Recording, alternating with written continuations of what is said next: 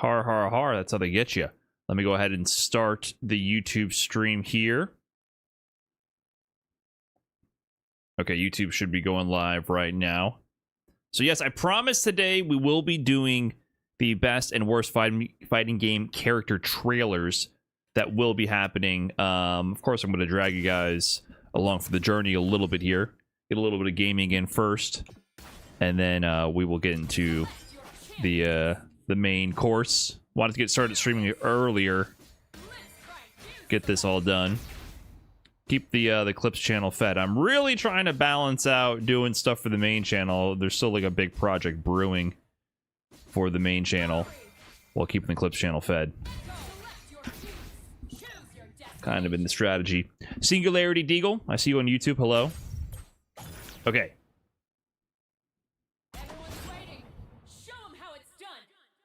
Let's see here. I got some new tech. I'm sure I'll land it first try.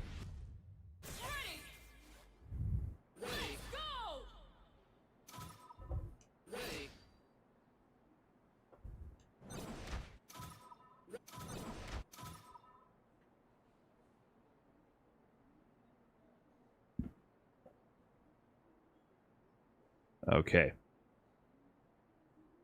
Mouse, please go away. All right, first try. You guys ready?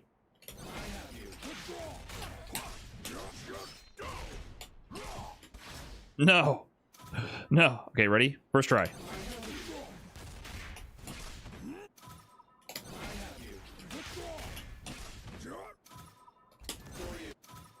All right, are you guys ready? First try.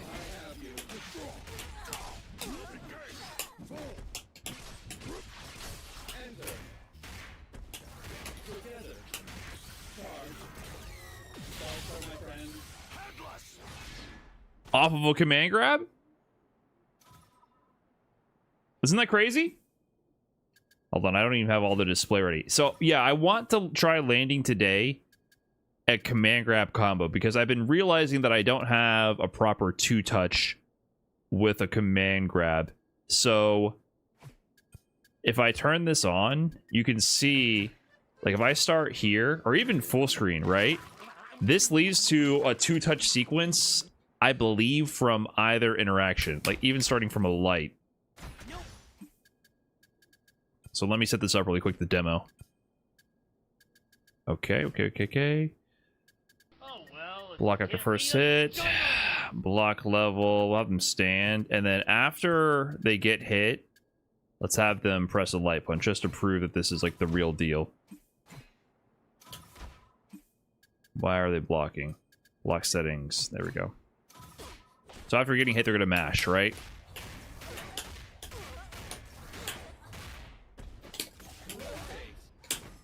Cool.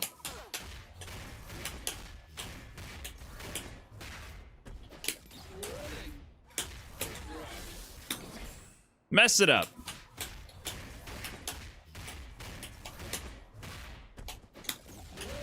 I missed my dash there.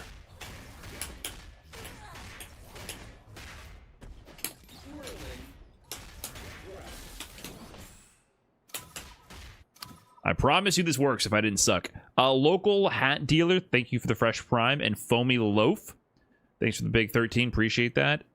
You whooped my ass earlier. I will be back. I'm looking forward to it, iShuds.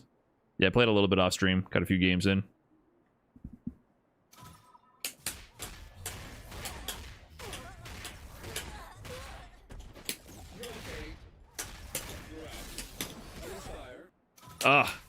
I practiced this earlier. I promise it works. So I just got to get used to the timing of calling the assist and going for the command grab. It's a little funky so far.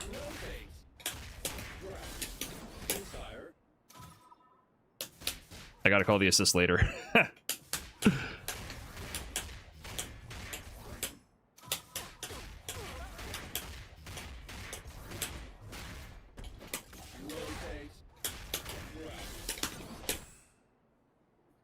I promise you this works.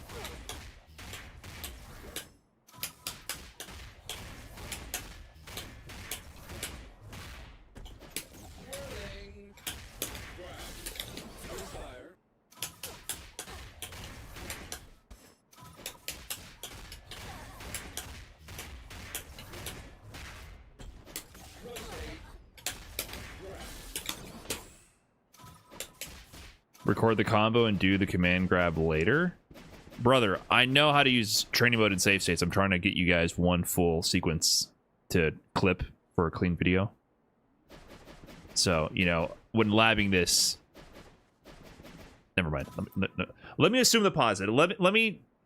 You know, I've been trying to deconstruct my ego, right? Because I think that's my biggest personality flaw, is I am too self-centered and ego-driven.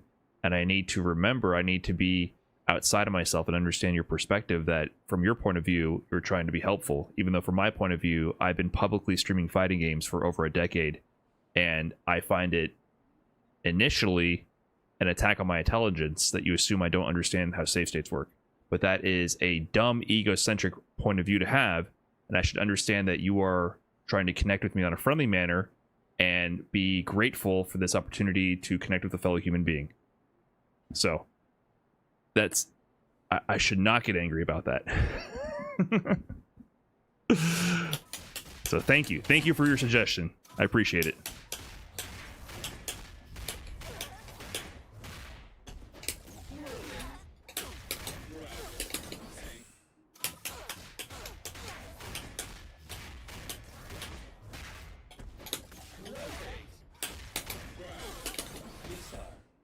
Wait, what am I doing wrong? I did lose the timing. I have to save state this just to relearn the timing. But I want to get a clean clip of the full sequence.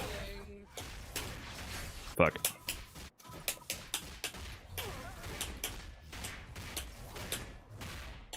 I was trying to have this ready to go before I booted up stream.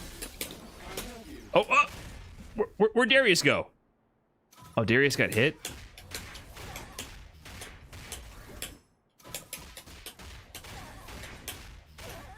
That'll be 100 for the therapy. Yeah, check your PayPal.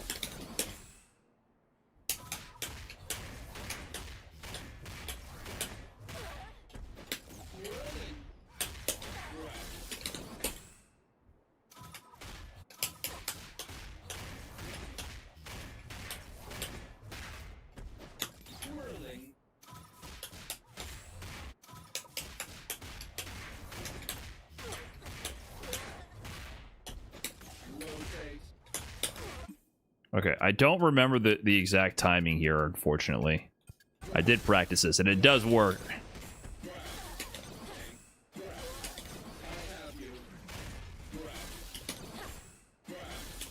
Well, actually, maybe it doesn't work on her light. So I can definitely command grab here. Or can I not? Wait, can I not? What? How? She has a 6-frame light. Can I not?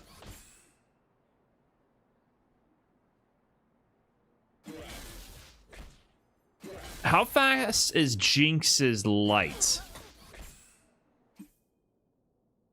Oh, this might... Did I just learn something? I assume this worked on 6-frame lights. This might... How fast is... Okay, maybe I also tested it on the wrong button. I thought for sure that you could do command grab right there on 6-frame lights. The buffer in this game is a little weird. It feels sometimes hard to even hit things in the buffer, so sometimes I can't tell if I'm mis-executing or something doesn't work. It's a little unclear to me sometimes. Why are you crouching? This... Yeah, I really hope they keep tweaking and improving the training mode, because why did it go back to all my previous settings? It didn't preserve any of my settings. Like, why is my display off? All this stuff I turned on. Her stand light is 7 frames. Oh, so I tested on a 7-frame light. What is crouch light? That's an 8-frame. Okay, so this Blitzcrank command grab after the restand doesn't beat 6-frame lights? I didn't know that.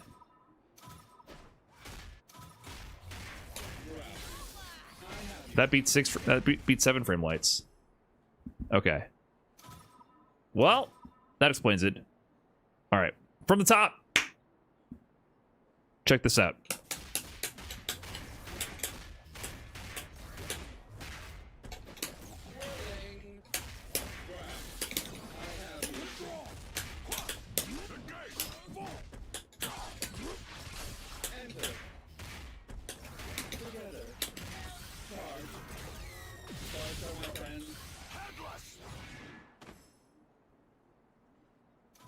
Well, that was pretty good until I dropped at the end, but she was already dead. So I now have an actual way to kill the opponent if I go for the command grab. But apparently it loses to 6-frame lights, and apparently I got to get better at the combo. But that was an issue I was having with Blitzcrank on point. The risk here is, like, it's crazy that you can do command grab and assist and then tag.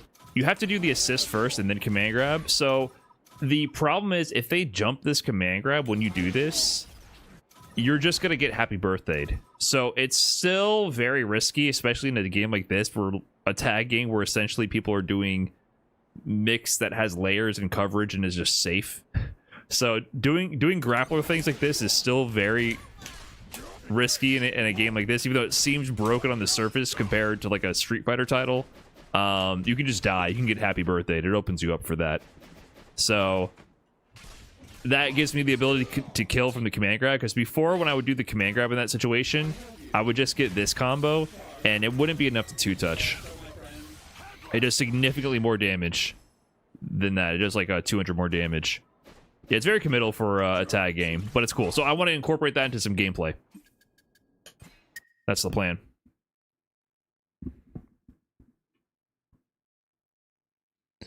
You are now at Darius main. What happened to Oro? What happened to Balrog? Gee, Seth. Whatever happened to Rue? Sorry. Things change.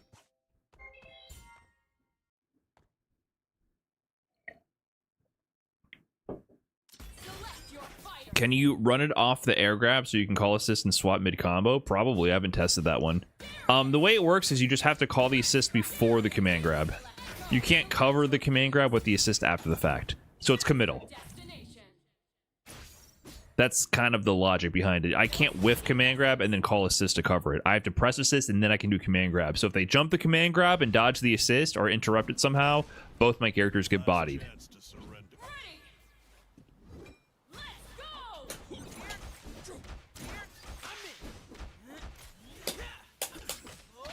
Missed the parry on that. I got his, for some reason, Echo's charge heavy seems like the most awkward to parry.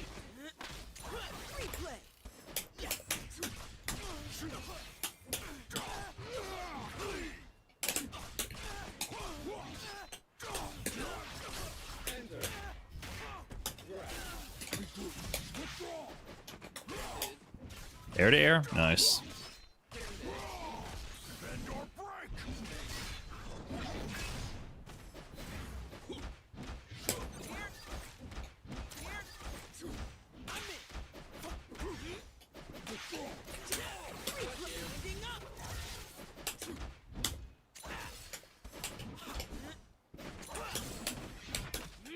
Ah, I still got hit. Oh.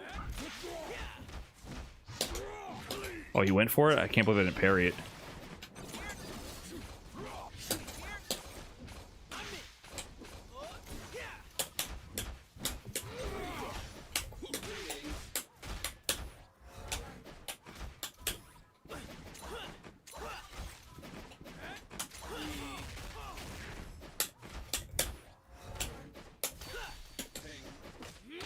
Damn, I did a late jab too. Oh no, you dropped? Oh no, you dropped times 2? Oh! Fuck. I wasn't ready for all the drops, man. Come on, clean it up.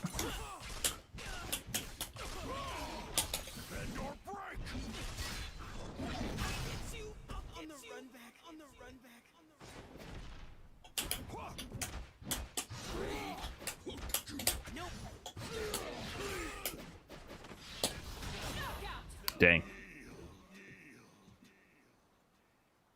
I just parried too soon there, right? It is a mid parry even for the ground projectile, correct?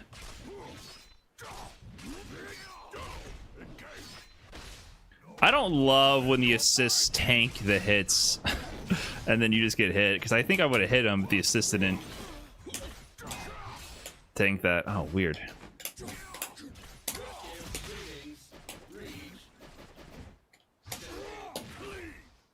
Dude, I'm trying to parry those, I swear.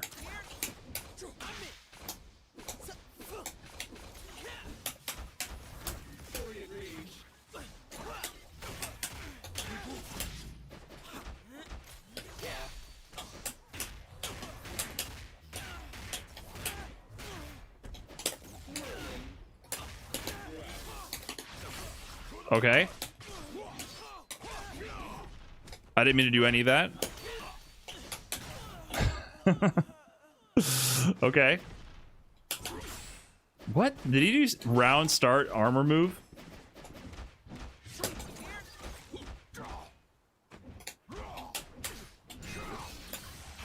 Oh, this guy swings for the fences. Okay, I understand.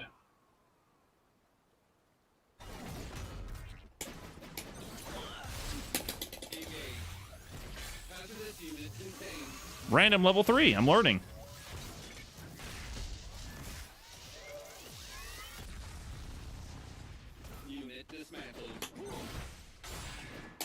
Oh my god, why couldn't I kill you?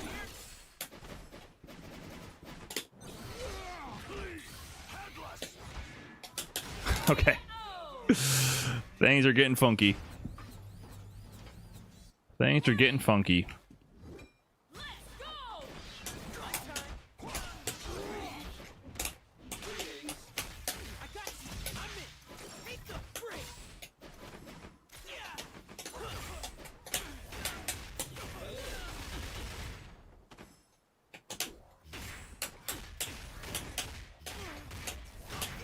Sweet. Round shot armor.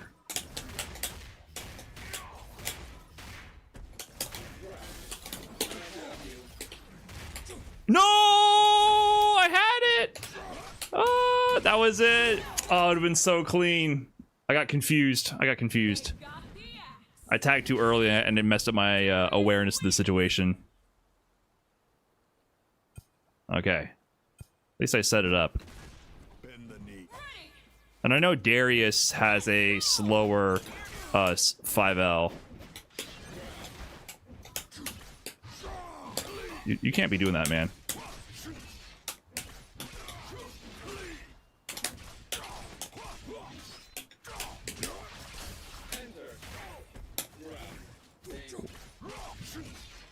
Does that not work?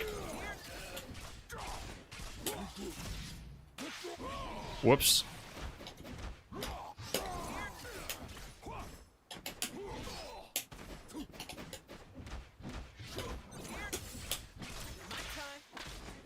Nice conversion.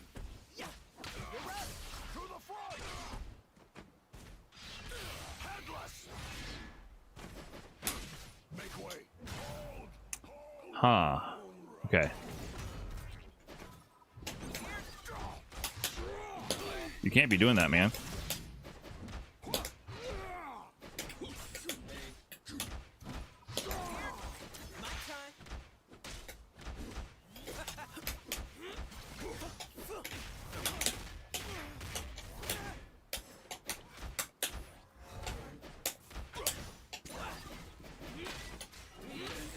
Oh, it still hit? Yeah, his stall move just doesn't stall enough, it feels like. You would think that that stall move would bait out the anti-airs a lot more cleanly, but it just doesn't. The anti-airs are just massive in this game.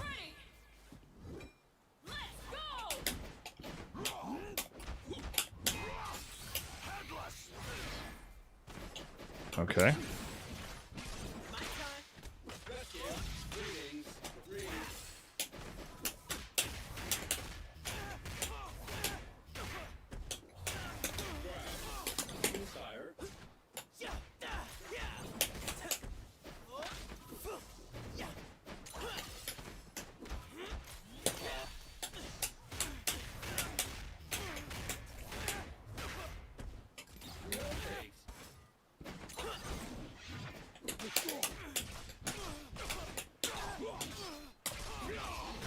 You saw the awareness? I kind of saw that he was whiffing the other way, and I tagged my other character to punish.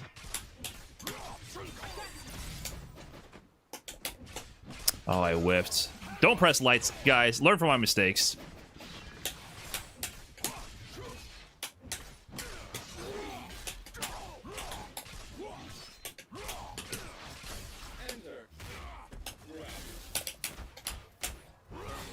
That's always the armor move.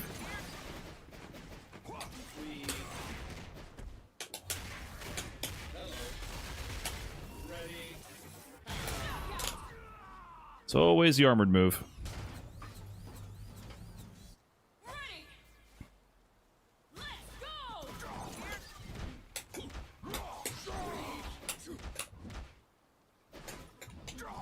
Ooh.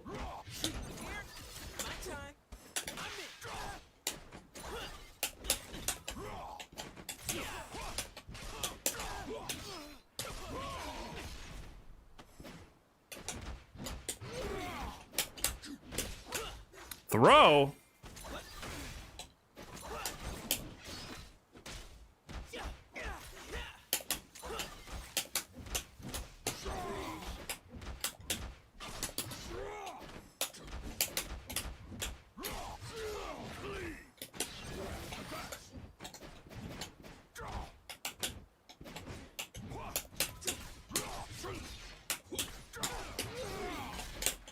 Oh. Oh my god, it's always the armor move. I even said it.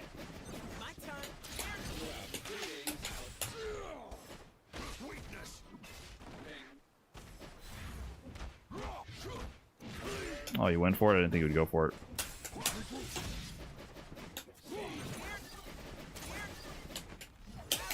No way, dude. Oh.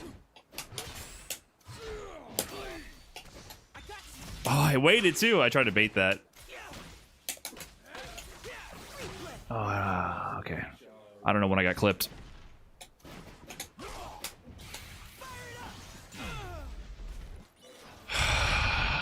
This is the one thing I don't like about this game. I do not like the fact that they incentivize level 3 mashing. I'm not sure how I feel about this. The meter build is kind of high. And then the fact that you get it back every round and all that, I don't know. I really do not like the game reducing to just Hail Mary when you're that far ahead.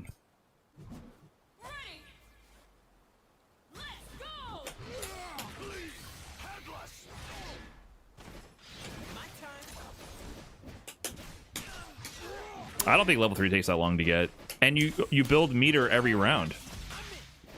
I mean, you get a fresh meter every single round. So I think like it's very inconsequential to like just risk it.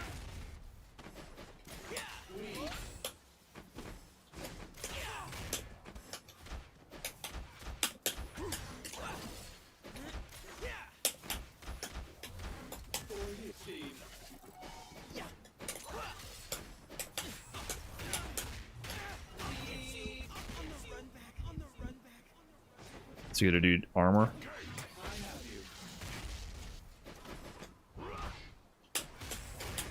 Yes, the answer is yes. He will do the armor move. I never really use that move with Darius. Maybe I'm missing out, but it shocks me when people like that's their go-to move is that armored move.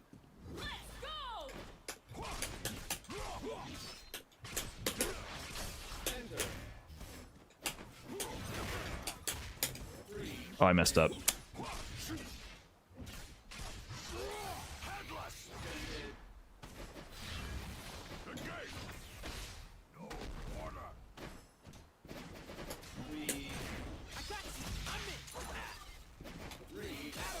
What? No, I panicked. Oh, I could have killed him. Oh, panic. Press the wrong move.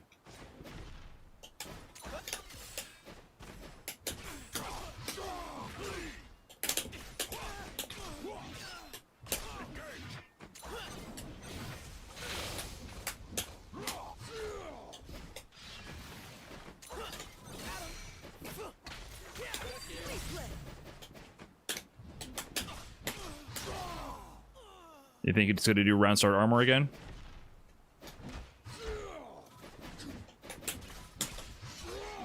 Nope. Alright, GG's.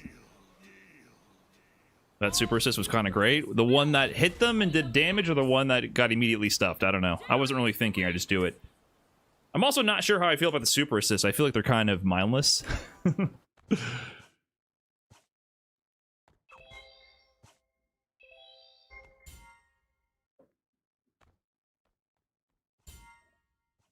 The one that got you a happy birthday? Right, but I just pressed it.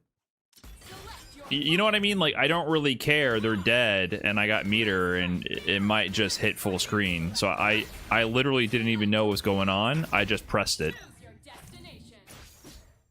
So I'm not sure how I feel about the super assist. What do you guys think? That's your reward for putting them in that situation. That's my reward for dying with meter. That's my reward for failing to capitalize on with my character while they were alive.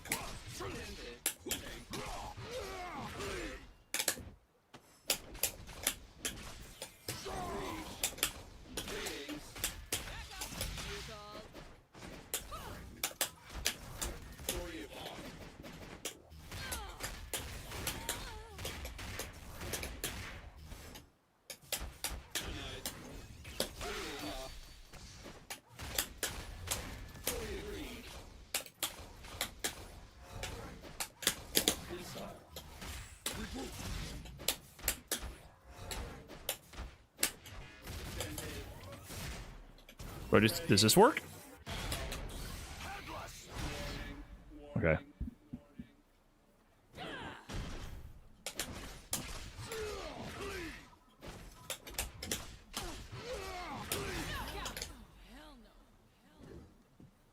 Like, I don't think you have to put them in a situation to make super assist work for a lot of them. So I'm not sure how I feel about it.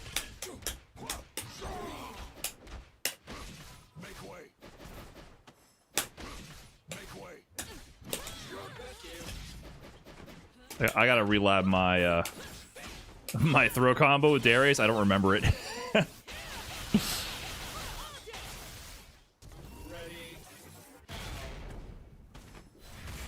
Oh, I'm dead.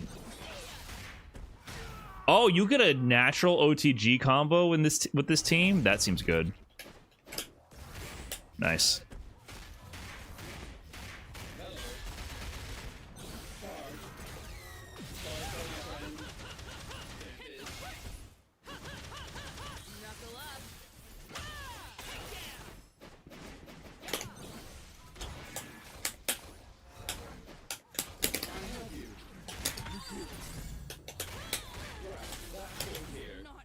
I forgot the combo conversion, but I'll take it.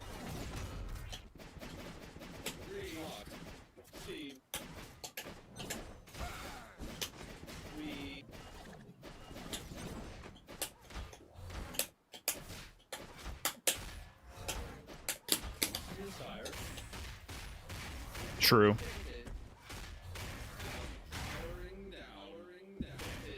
I gotta practice more in Fury. I could have killed.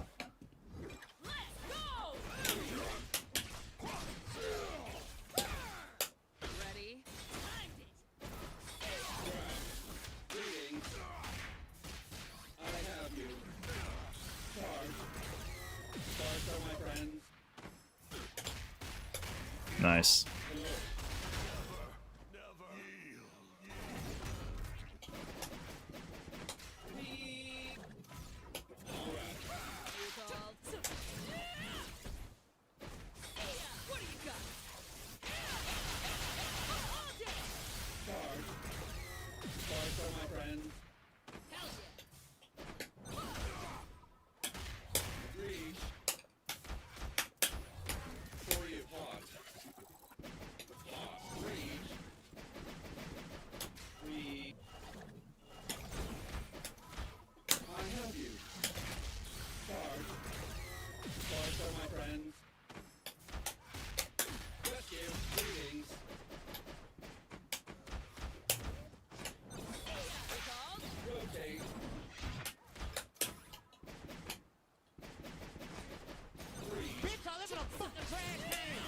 He went for that so quick. This doesn't work, does it?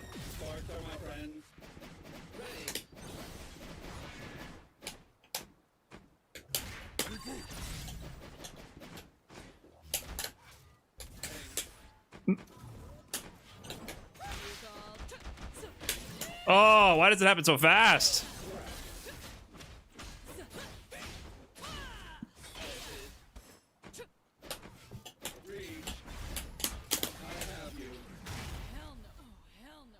All right, I have steam in a dream.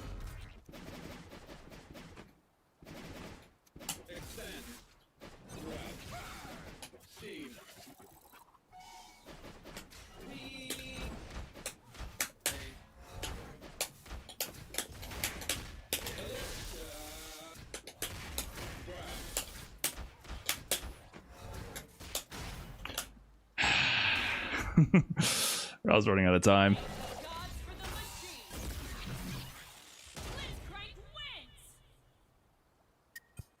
I don't really know what I should be doing with all that.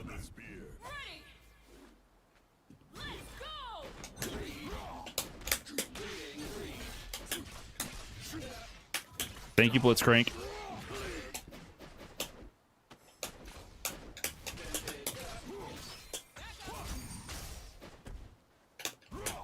Oh, cool.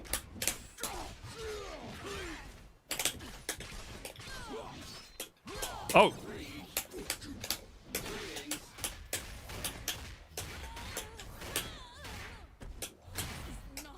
Interesting. Okay. Hey, Brian, listen to my first Trash Talk podcast today, the one with Punk. Love the whole podcast, especially the intro. Awesome, man.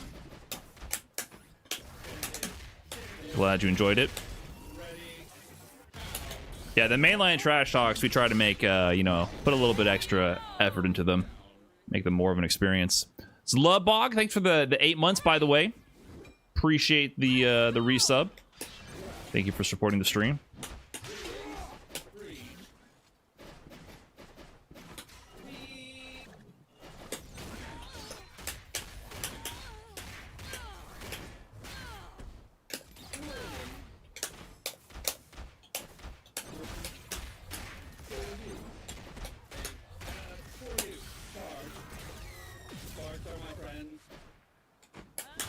Are you gonna play? What are you doing?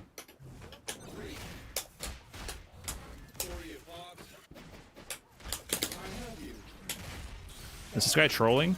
Sometimes I can't tell what people are doing.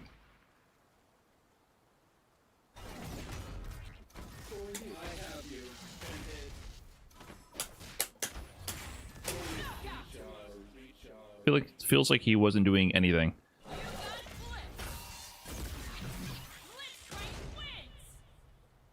Can you counter Wrecking Ball with air to air? Is there timing? I would say it's probably better to go for like a 2H on it. Like wait for him to approach in 2H. Jiggly Muff, thanks for the fresh prime. Air to air can be kind of hard. Kind of has a good hitbox.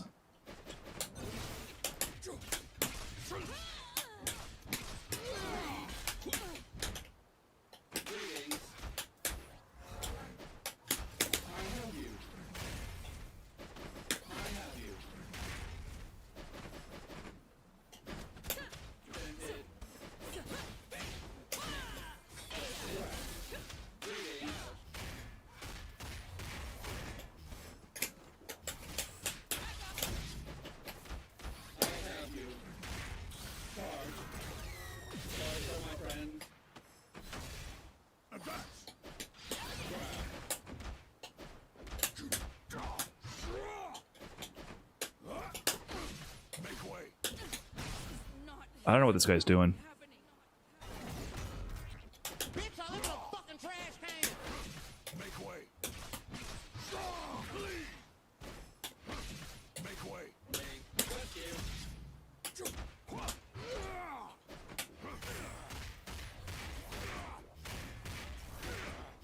I meant to level 3, by the way, not burst. But they're the same buttons to me. Okay, you're wasting both of our times. I don't know why people do this.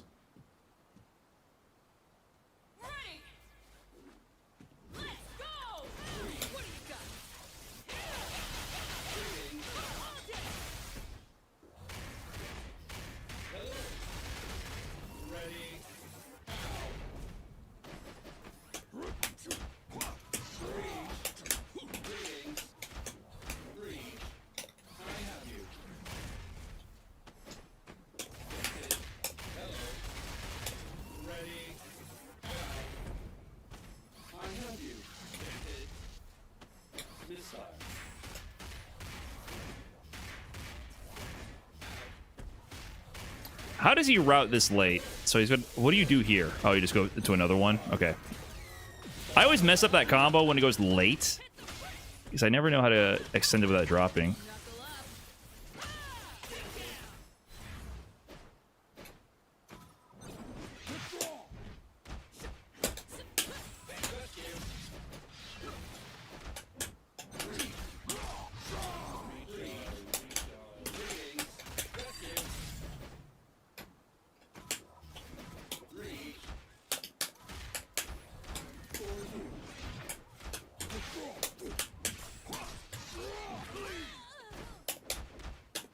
Whoops.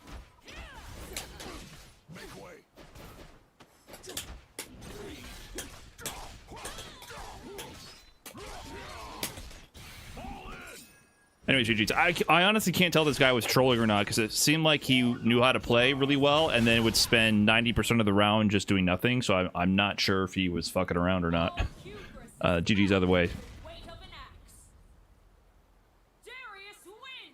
It's Onyx. Thanks again for the 13.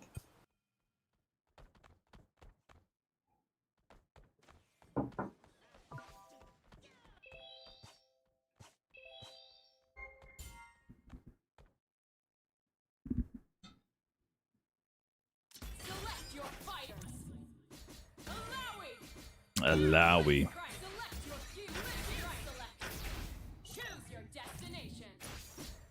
A lot of blitz. I feel like I'm still in blitz hell here. My MR is not high enough. I feel like all the ass woes and echoes are already ranked higher.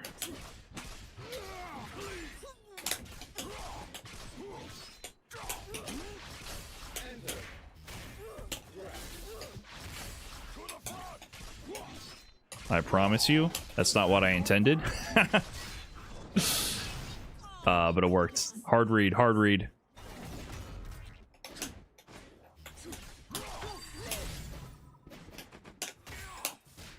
Oh, almost got a nice pickup there.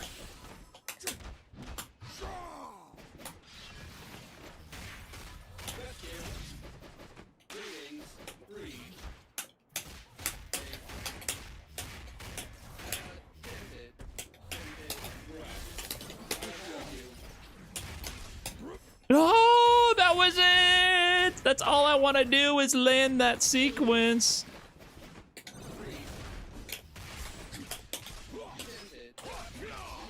That was it.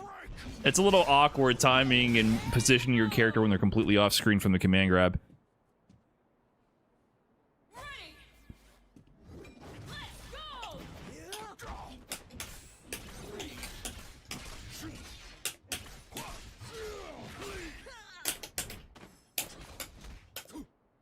Whoops.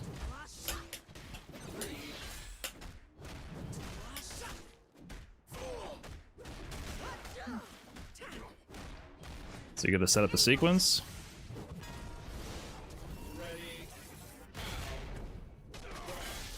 Let me play. Oh my god, it's still going. Okay, I'm just gonna do this after all this.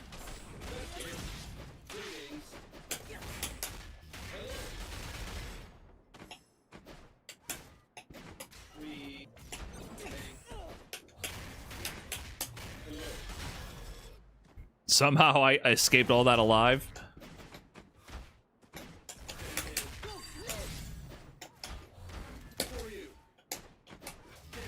Nice jump. This is bad suddenly. Woo!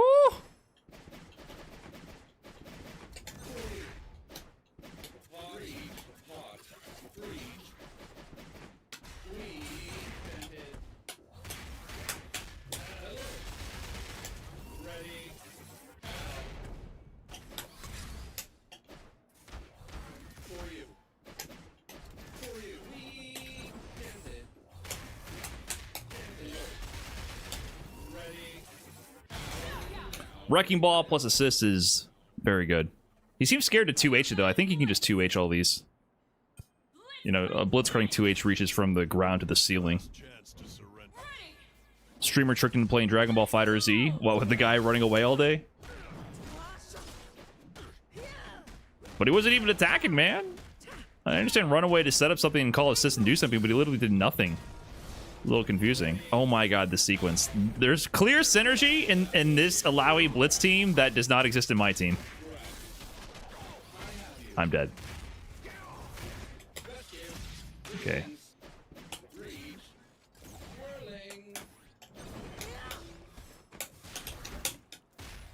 Oh, that punish. That was a punish on the 2H.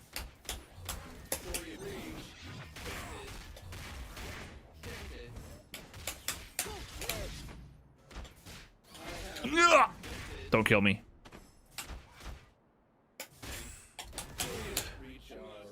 Dang. Nice. He killed me.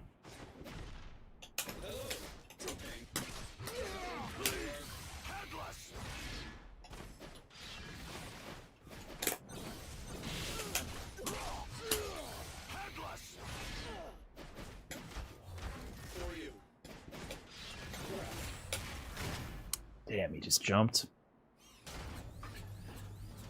What a jump timing.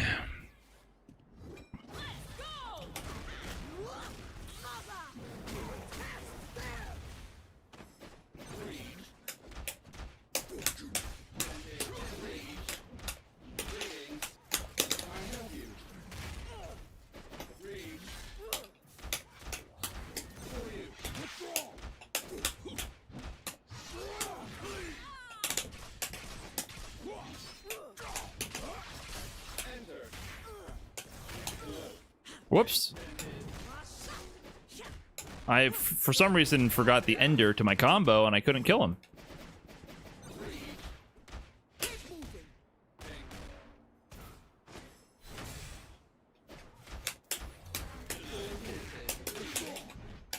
Oh, my 2H whiffed. I did it too early?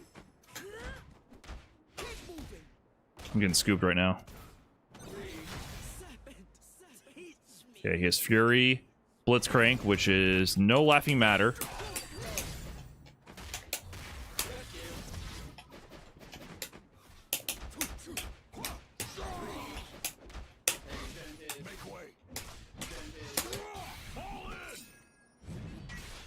I completely forgot my combos from throw. I gotta lab that.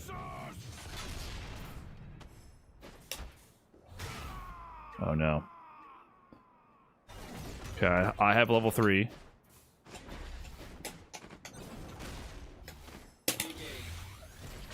How far is this level 3? I'm starting to like unlock my level 3 degenerate command grab masher. Why is it so far? This is like not computing with my Zangief experience. It just grabs him from mad far.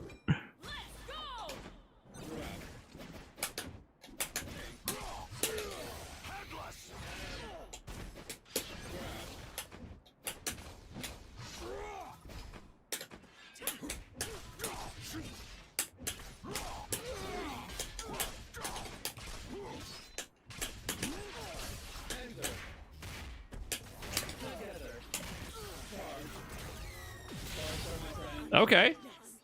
Routed correctly. Nice.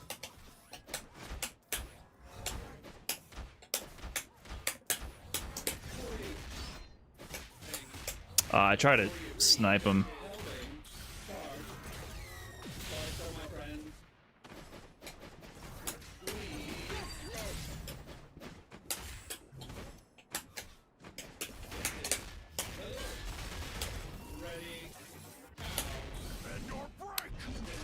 I gotta get better with my air-to-air conversions. I feel like I could have done something better, right? Woo!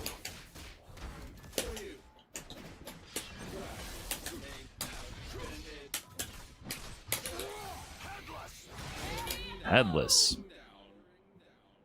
My blitz air-to-air conversions just... I don't ever drag them to the ground for a relaunch. I'm not sure if there's something I can do better. I always just do like medium, heavy, S1 into super. Maybe I could do like forward S1, wrecking ball, forward S2, whatever it is. I don't know if there's some way I can like drag them down and get like a better combo, but I always cut my combo short. It feels like on an air-to-air with blitz. Whereas with Darius, his air-to-air conversions are pretty good. It's very easy to like medium, heavy, and then land and launch.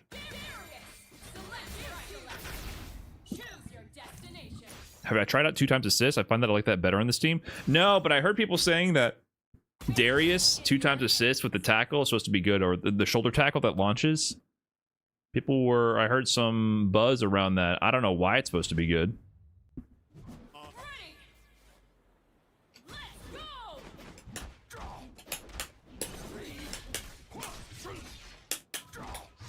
I dropped.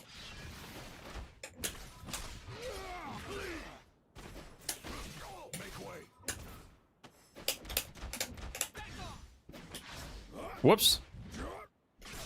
Whoa, weird sequence. Why is this hitting me?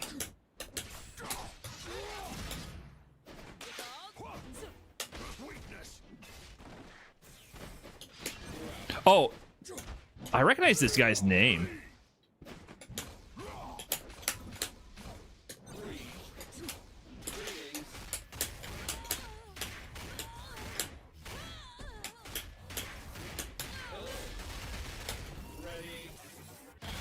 I should have done Super 2 for many reasons.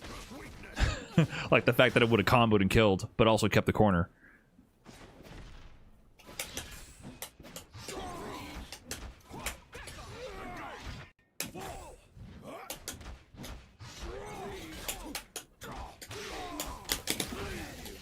Oh, that was cheap.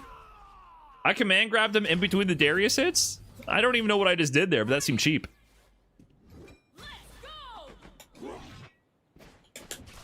What are you doing?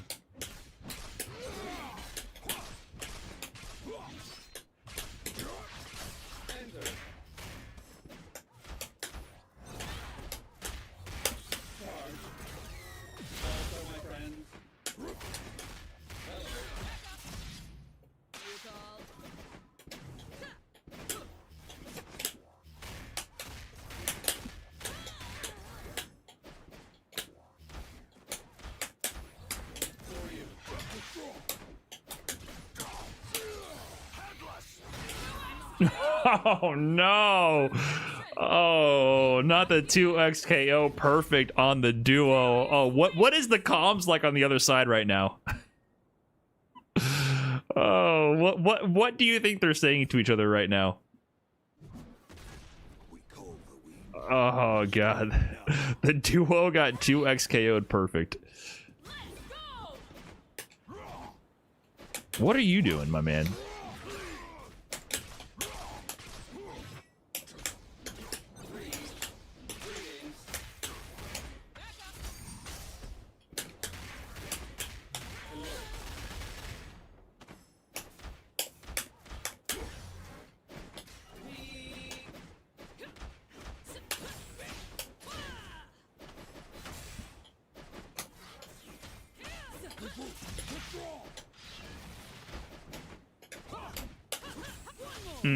Nice cancel.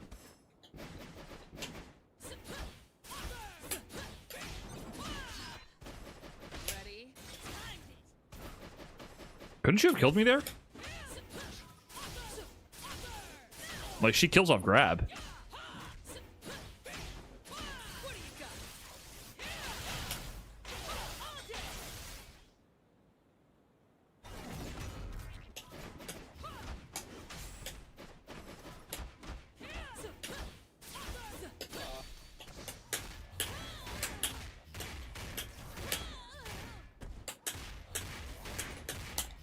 Oh, I messed up.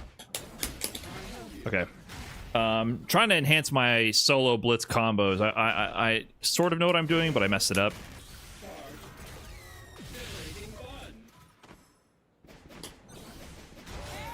I was gonna let my man Darius handle that one.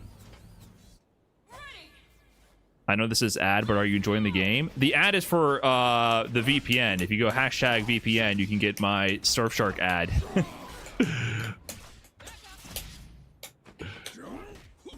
This is not a 2x KO ad. Gotcha. Is that what everyone's thinking?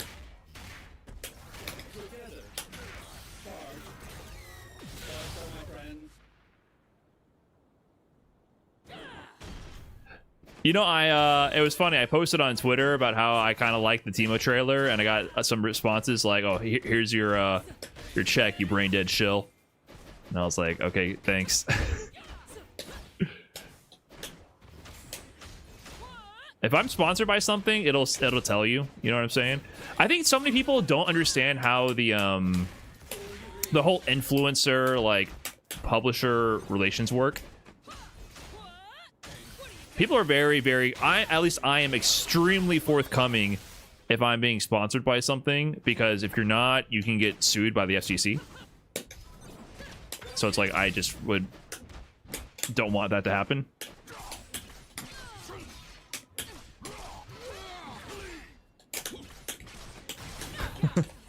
So I put hashtag ad, hashtag partner, or whatever, hashtag sponsored. You'll see it. You'll see it. But there is something to be said about the ability for content creators to want to be on the good side of a publisher for perks. I guess like soft shill instead of like hard shill. You get what I'm saying? So there is, I understand people's skepticisms regarding that when it comes to new entertainment products. And also like the inherent hype cycle, right? Like hype pushers being a content creator, you could be just a part of the hype cycle. Like there's always a monetary incentive, I suppose, if that's sort of your lane, for everything to be exciting, everything to be hype. Therefore, when you produce content surrounding the hype, it gets the audiences engaged. Like I understand people's skepticisms and negative attitudes towards content creators for that sort of a thing. So I get it. I definitely get it. But when I tweet about a trailer being good or whatever, that's just because I think that.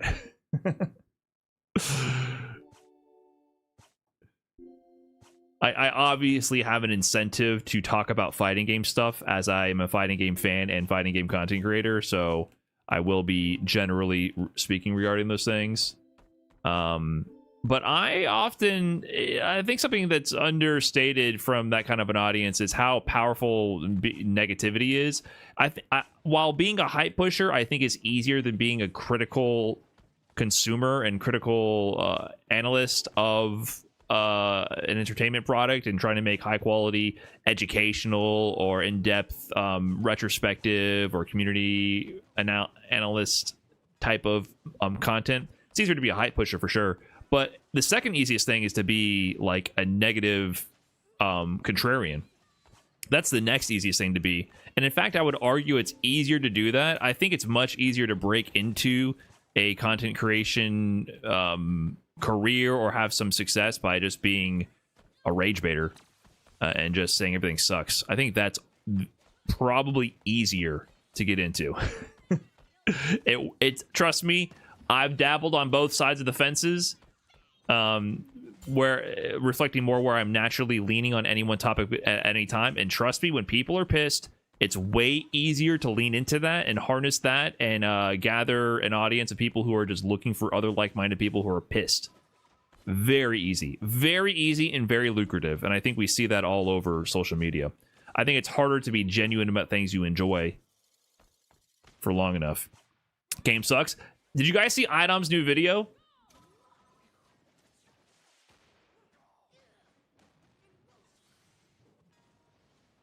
I don't think... Here's the thing with Idom. I don't think Idom is a rage baiter at heart. I don't think he, down to his core, wants to rage bait. But I think him in conjunction with his YouTube thumbnails and titles ends up doing just that. So he had this I need to apologize video. The lore to this video... Me and Rob TV had an intervention after one of our podcasts. I told Rob didn't understand after one of our podcasts. I told, because Rob is kind of, Rob don't got internet is the best way I could put it. For all, compared to all of us, Rob is the most touch grass out of any of us. So he genuinely is not in the thick of the content sphere, Twitterverse. He's not really like in the gaming content sphere like that. So I tried to explain to Rob, I was like, dude, you have to understand, people hate Idom. I was like, you don't get it. And he was like, nah, man, people have their own opinions and stuff, whatever. I was like, Rob, you don't understand. You don't understand. And after one of our podcasts, Rob finally opened up Idom's YouTube videos and read the comments, and he's like, holy shit, Idom, these guys hate you. I was like, dude, I've been explaining this to you for months. I'd been explaining this phenomena to Rob for months, and he didn't get it. Finally, he opened up his videos and read the comments himself, and it clicked. I had to explain it to him many times. When we did the Capcom Cup prediction talk show after we did the Capcom Cup group stage draw prior to Capcom Cup last year, a couple months before, around the Evo Awards time that year. And I came up in the podcast. I said, you know, Idom's kind of a controversial figure these days, and no one seemed to get it. And I was like, what? Why do people hate Idom? Well, Idom has gone down the route of his content focusing on stuff he doesn't like. He doesn't like this about Street Fighter 6. He doesn't like that about Street Fighter 6. And it's gotten better. But, you know, I think he has fair criticism about the game, but the tone of what he sets, which is set first and foremost by the title and thumbnail, that's 99% of your messaging is title and thumbnail. That is all people are going to perceive. I'm sorry, people are judging books by their cover. Your content on YouTube, 95% of your content is just title thumbnail, 5% is the actual substance of the video. That's the reality of it. And so he had a lot, I think, for a while now, a lot of his stuff was like related to things he doesn't like about Street Fighter 6. And then, you know, when he streams a game, he also talks about how he doesn't like drive, rush, and parry. And so if you're not a content creator, you might not know how there is a large group of die-hard Street Fighter 6 fanboys, far more than I've ever seen for any other title. I've never seen this with Street Fighter 4 or 5. So there is a group of people whose entire personality is trying to combat the people who they perceive who their entire personality is shitting on Street Fighter 5 or Street Fighter 6. People have become entrenched in their camps. It's gotten very polarizing. It's very weird. Fanboyism has like affected Street Fighter 6, which I never had seen that before. Normally when you play a fighting game, like, you kind of understand that people bitch and moan when they play. I think anyone who's a competitive player who would understand that, and it's not that serious. But there in Street Fighter 6, it's a different culture because there's a large number of players and fans of the game who are more casual and they're not competitive players. So they have a personality attached to the game that they like. And when they see people complaining or bitching about the game, they take it very personal. And it's very different. It's the opposite of Street Fighter 5. You're a loser for defending Street Fighter 5. What up, Shine? Yeah, and I made a lot of content. A lot of the ethos of what I did was defending Street Fighter 5. I was like, look, you guys can bitch and moan about Street Fighter 5 all you want. You're 3 years in the past right now, and what I'm playing, I'm really enjoying, and it's a good game. Now, you know, I wouldn't go out of my way to harass people about that, but it was just I had to stand my own ground in my own content. I had to say that because people would come to my content to bitch about the game. But I think the main thing was his titles and thumbnails were often far too focused. I think they got a lot better. They're far too focused on the negative of what he doesn't like, because negativity sells. And I think he started to notice like he was getting more views, and I think his editors were doing him dirty. I had to tell him, I was like, dude, you got to talk to your editors. Like, what's a good example? These are better now, for sure. Food is a beast. This is real Street Fighter 6. Drive rush is still the worst mechanic ever. Trash. You know, like, that's so on the nose. Can I play Street Fighter 6 without complaining? It's making a joke of it. And I've done that before. I did this for the Road to Warlord. That's kind of funny. And some of them are funny, but like when you make that your brand, it slowly becomes what people perceive of you. So in this video, he actually talks about it. He does a scripted thing where he's like, I need to apologize for shitting on Street Fighter 6 so much. And then he breaks down why he has these opinions. And I feel like I told him, I'm like, man, this is almost a good video. But the first half of the video is like, he talks about things he likes about Street Fighter 6, which are about the features of the game, not the gameplay. The second half is all about why he dislikes drive rush and throw loop so much, which are fair arguments. But in the end, he doesn't mention anything like, hey, I don't want my content to be a place where people are just sad and miserable all the time. I want to host spaces for people who actually enjoy what they're doing. I will take steps to maybe move in that direction. And I would appreciate also from you guys understanding when I am complaining, it's not, I still love Street Fighter. It's still something we all enjoy. I just wish these things would be changed for what I perceive to be the better. You know what I mean?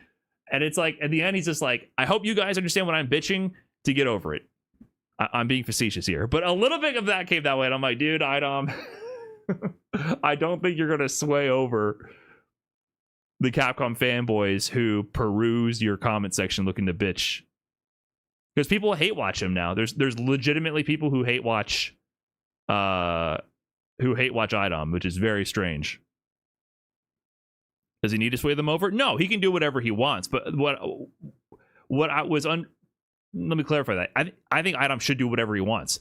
But I explained to him, I said, if you don't want people to react negatively to what you're doing is putting forth a polarizing packaging and branding, which is fine if that's what you want, but this is going to be the end result. You get what I'm saying? So that's the thing. It's like you have to you can do whatever you want, but here are the realities of what you do. It's one of those things. So if you don't care, because for me personally, that would frustrate me. So I prefer to try to focus on things I do want to see change, but maybe be a little bit more. Try to be careful with your words, or I try to focus if I can try to focus on something I enjoy, which I think creates a more satisfying environment for what I do on the internet. You get what I'm saying? I think he actually enjoys Street Fighter 6 very much. Yeah, there's parts of the game he really does like, so he could make an effort to focus on the parts he does like.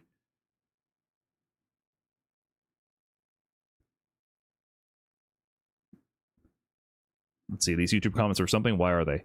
All I hear from this dude's videos is how every character is the same. Nothing is hype. Comebacks are not hype. It's not rewarding to play Grapplers anymore. Ryu's too strong. The game is trash. He keeps playing and just keeps complaining. It doesn't even seem like he's having fun anymore.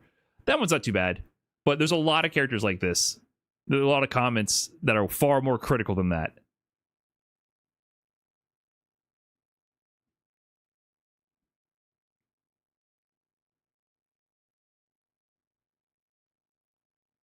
Nah, this one's not bad. Like I said, I think he's been slowly pivoting. But it's just funny to see. Because even when I had Idom on the podcast, you know how many people in my comment section were having full-on debates about how Idom is fucking evil? That one is true and not hate, LMAO. Right, which is, I think, the issue with putting forth that kind of content. And I think that's where Idom is struggling, because he is creating content out of him practicing and playing in tournaments and being stressed. And therefore, what comes through is just the stress and negativity more than anything. So he's in a difficult position in that sense. When you're playing a competitive fighting game, you're going to be pissed all the time, unless you're a saint.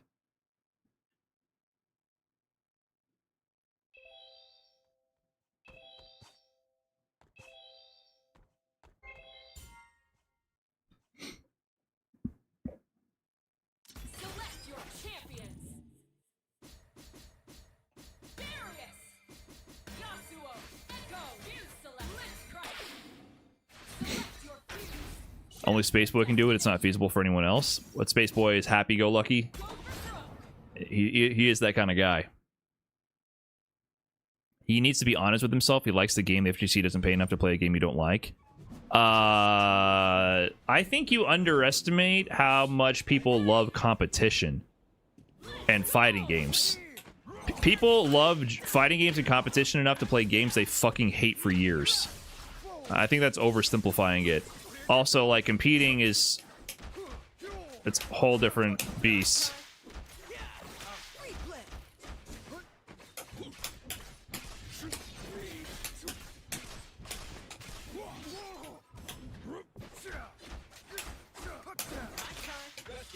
I don't really understand that mix he's going for.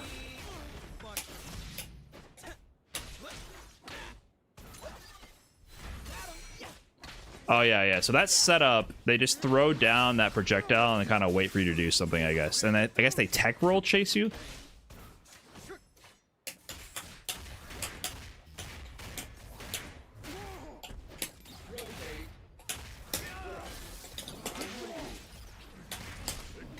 No! I didn't even need to do all that. Damn it, dude! I should have just killed him. I probably could have just killed him, right? I was just trying to do my new setup.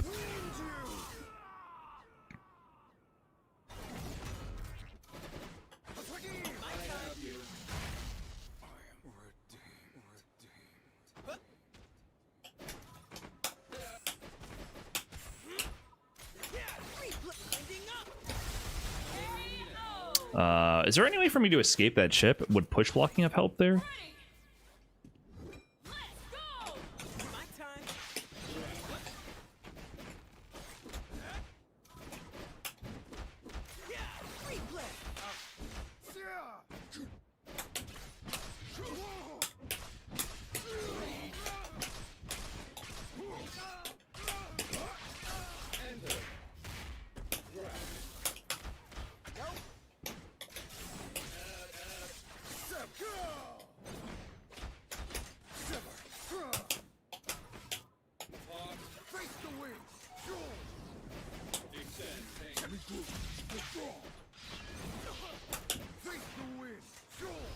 Oh, I thought that was going to be the big stabby move. I got to get better at recognizing animations.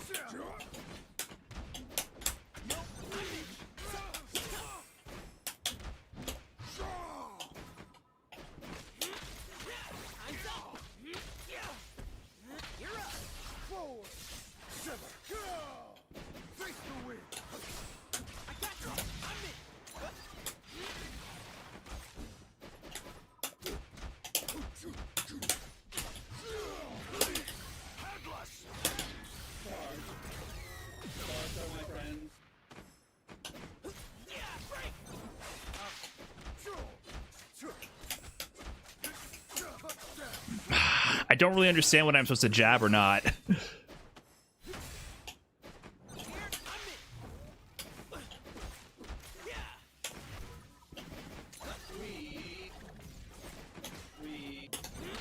No, Darius, save me!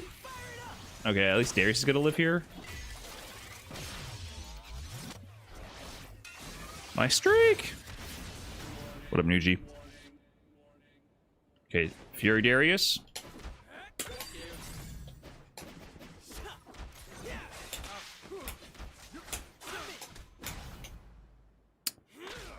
There was a lot going on there. Damn, rip streak. Echo wins. Bend the knee. Ready. Your hope. Go.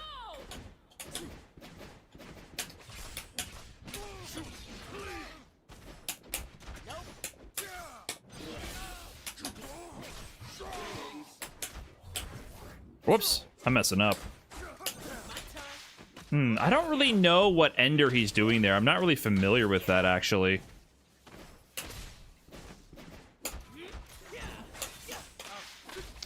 This is annoying.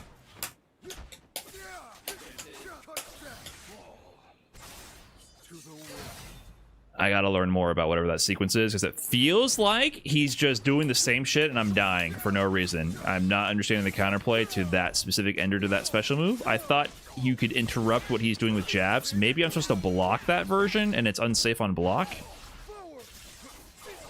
It's just a non-charge S1. Yeah, but that doesn't really mean anything to me, because I don't know what his S1 is. I just know he has a slash move where he goes through you. I don't know any of his buttons. 100% of my labbing against Yasuo has just been playing ranked. So I just see moves. I don't know what they are. I know he can do different variations of that slash through move.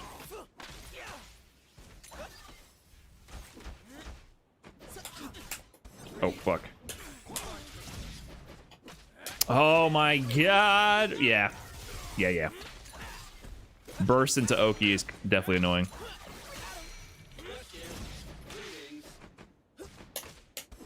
I always get tripped up whenever they have an assist on screen because I'm looking at their assist every time. Like a bum.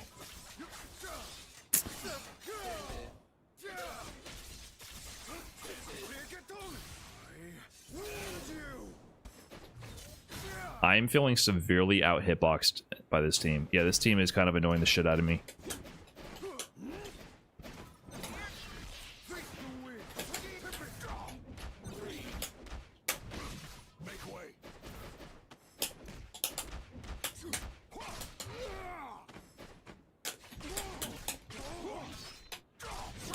Ugh. Solo Darius combos. Where are my solo Darius combos? No, he hit me first. GG's. Proof that the mind flies faster than fists. Echo wins.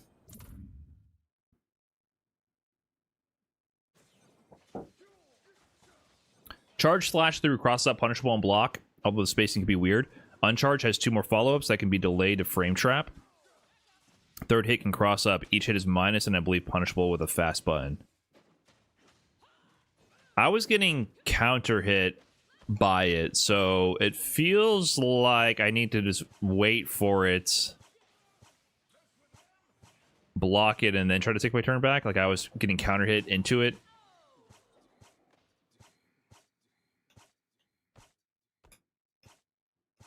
Yeah, I don't know. That team seems a little strange. It's like a Rekka? Gotcha. I've never seen someone, or I don't remember seeing that type of utility of it. Usually people just do the cross-up one, and I just kind of mash on it. So that guy was not doing the cross-up. It just kind of confused me.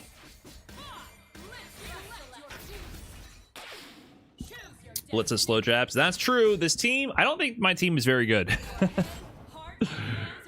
I'm also not very good, but I'm starting to realize, like, you know, I have two characters with slow lights, and I don't think the synergy is that crazy.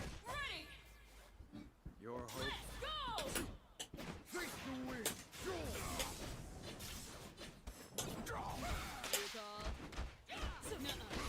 Make way.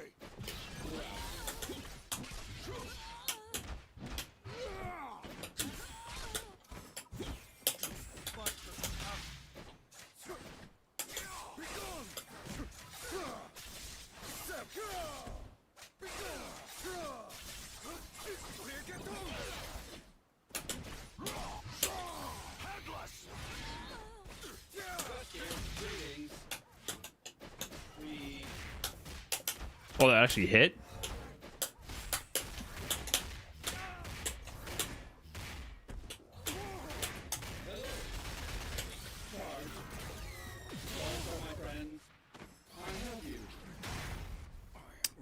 I think that was a tech roll. I'm trying to get better at seeing the tech rolls and punishing them, but when they do tech roll back in the corner, it's really hard to tell from neutral get up.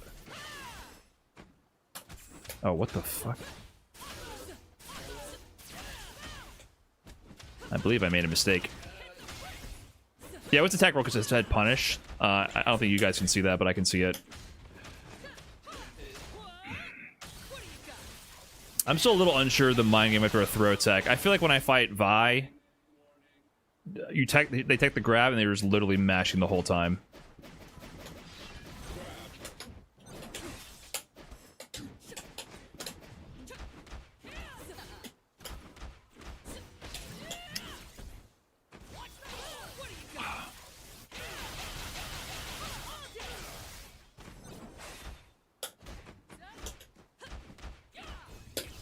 Ah, I parried too soon. I would have won. Your hope.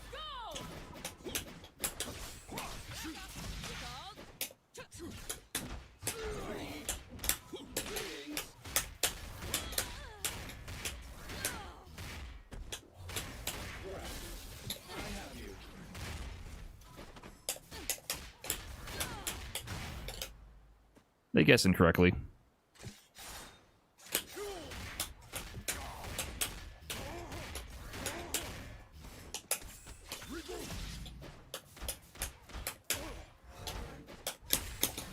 Why did you get hit? Why are you mashing?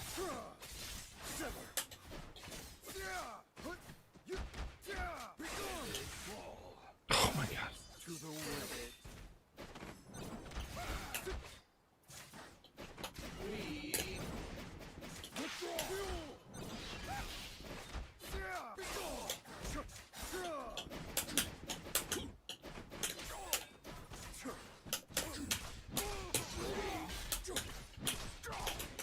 Oh my god, I have to swat this fucking fly. Okay, at least I got him to waste his fury. Hopefully.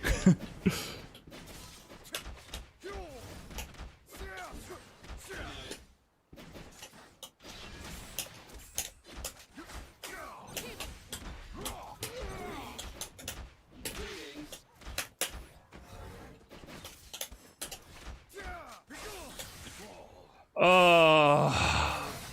Ah.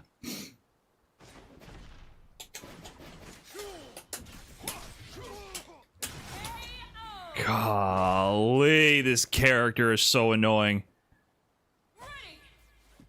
Your hope.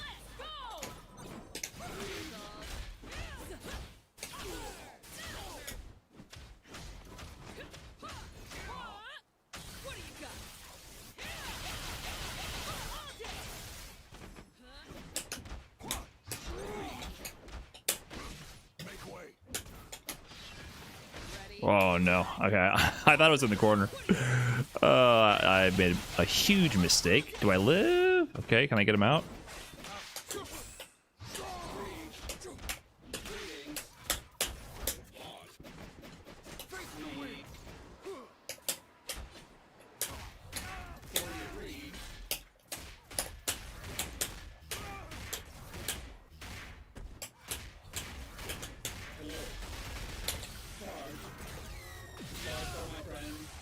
Well, I guess I gotta spend it.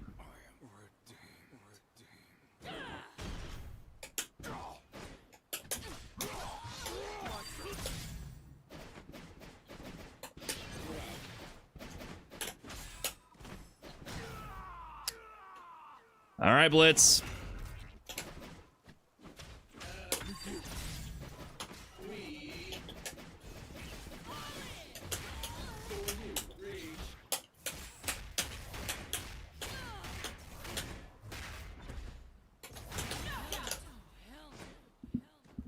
Crisis aborted. Aborted? Avoided? Aborted? What up, Lore God? Somehow I hate Yasuo more in this game than in League of Legends.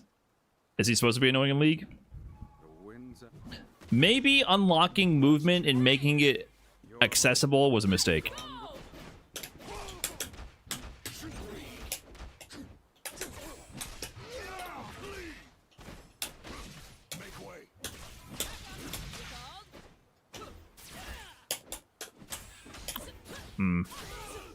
My light whiffed, and therefore my whole chain got all messed up.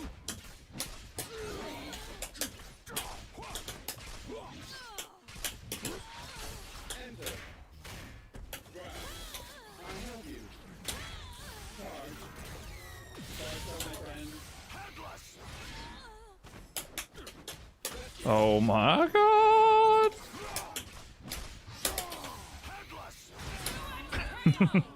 Alright, turned around in my favor.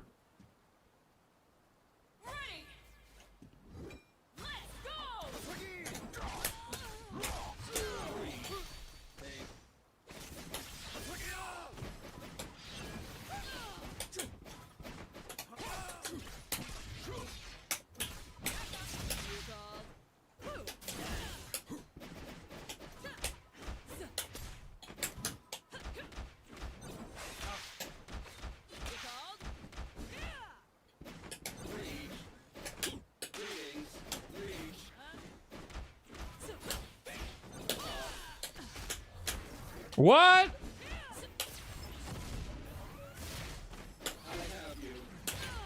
Did Yasuo absorb that hit? The assist absorbing hits definitely makes things funky.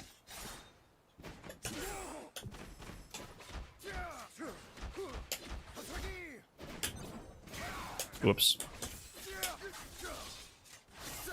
My Abare did not work out.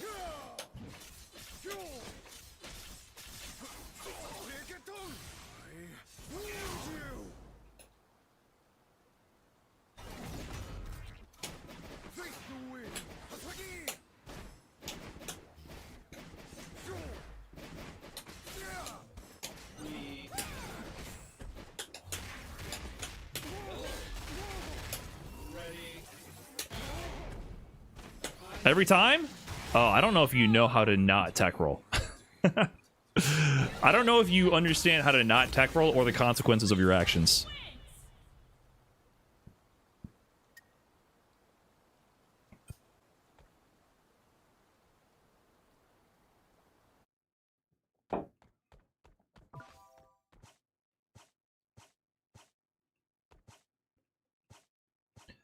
Yeah, it's very weird that holding down back gives you tech roll. That's very strange. I don't really understand that. It's really unintuitive. I had to reverse engineer how all these tech rolls happen, and I am now somewhat consciously choosing my option, like choosing to tech roll, choosing to wake up attack.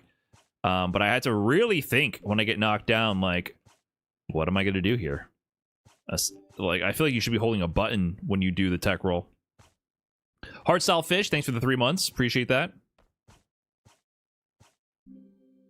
GG's Wrestling Bear. GG's. I'm not sure why it wouldn't be with holding a direction, or it just seems strange. Or holding a button, rather. I mean, you have to hold a button already to do wake up attack. Why not hold a button to do the tech roll? I don't know if there's going to be like a controller input overlap they're trying to avoid, or what the deal is, but Void and Super Noon say holding down is OP, just standing up. Right, it's the least expected option right now. I'm slowly trying to mix, now that people actually understand the wake up system a little bit, I'm trying to mix in get up in place and mash. Because if you get up in place, right now the idea with people who actually understand how these options are working, they are like, oh, they're going to do get up attack. 100%. If you just get up in place and mash or super jump out, it's the brain bender right now. I do like that there's a lot of options on Wake Up, at least, though. It does feel interactive in that sense. How can you punish back roll with anything? Throws, both tech rolls are punishable by throws.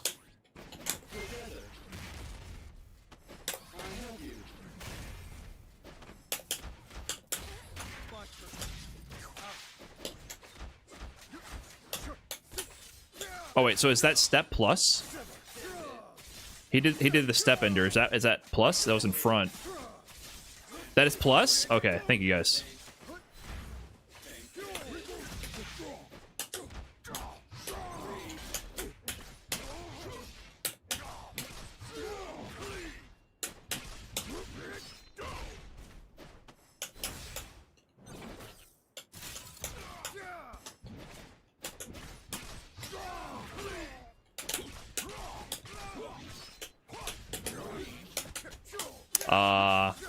Well, that was supposed to be my kill, and now it's a happy birthday.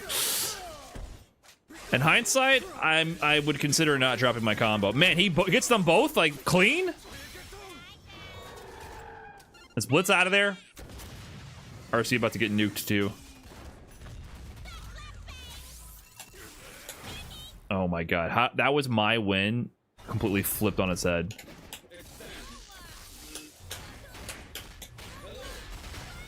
Okay. I'm gonna get Fury before him. Okay. Darius just completely whiffed and we stared at it, and I went first in the scramble.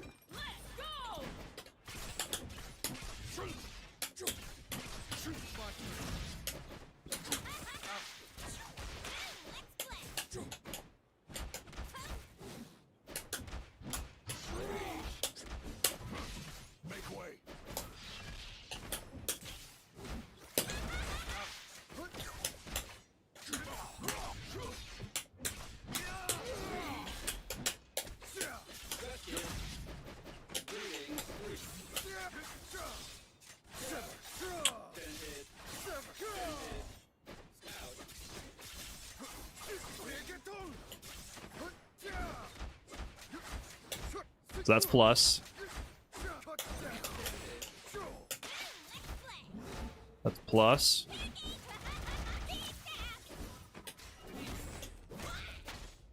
Okay, he's not gonna let me do the fake shit.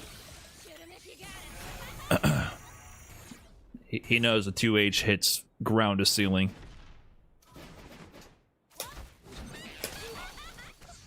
Where am I? Okay.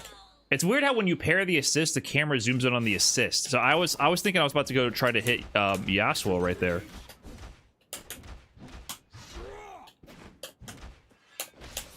Oh, word? Am I just dead?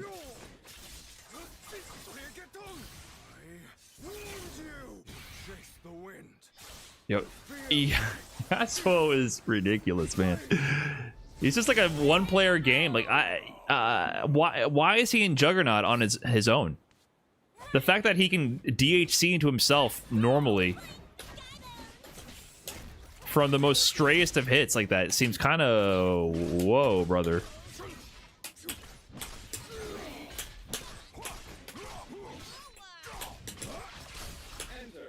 Oh, what? I messed up.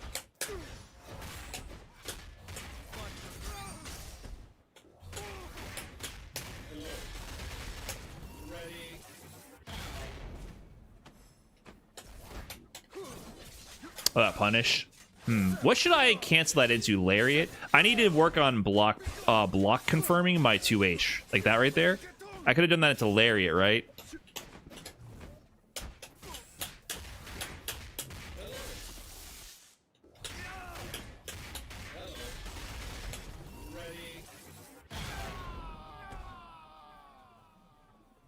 Like, I don't know if the assist would be fast enough on its own.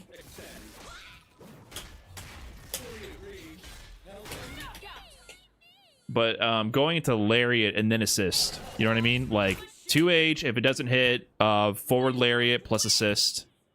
And keep it schmoving. Starting now. Ready. Let's go.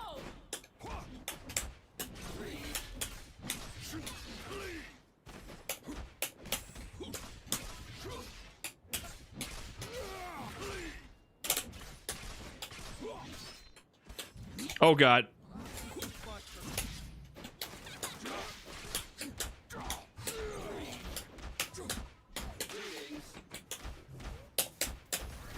Oh! I did it.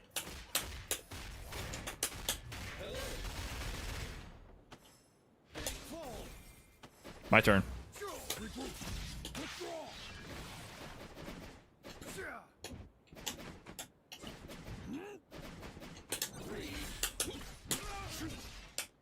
Oh no, Blitz.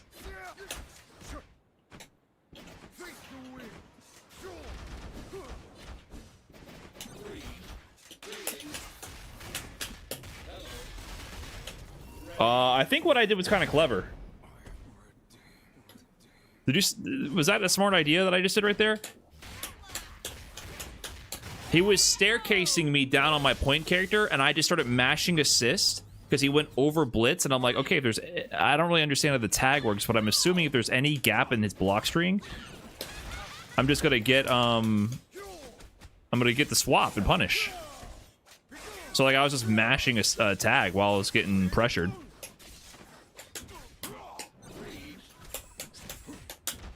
I didn't convert that.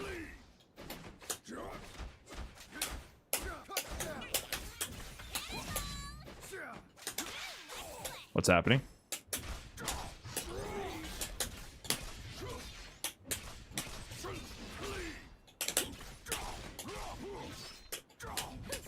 Oh, I'm messing up.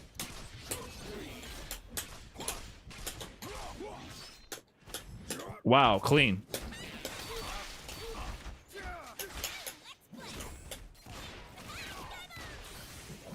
If only I was an ass.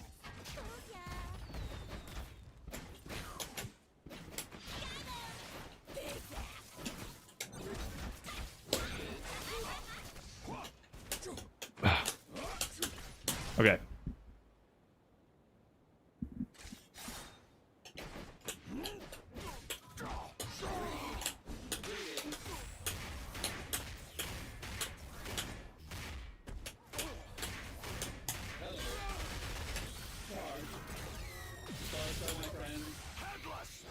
Okay, proper routing. There we go.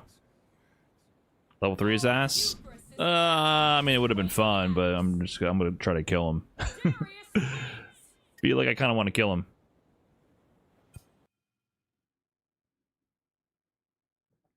All right, guys, I'm gonna do one more set, and then I'm gonna take a break, and then we're gonna do the content segment.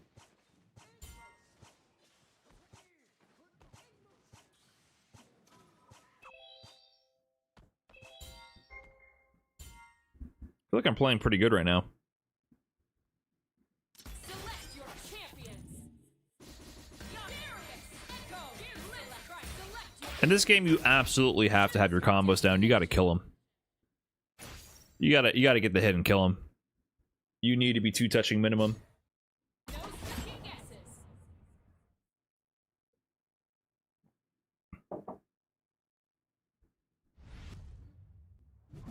Ready. The combo game is too important.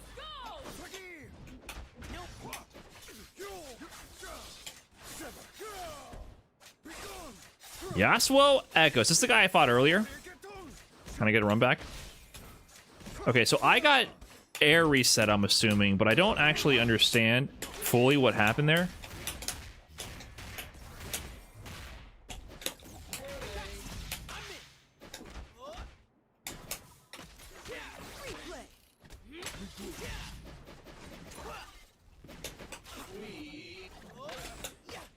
See, why?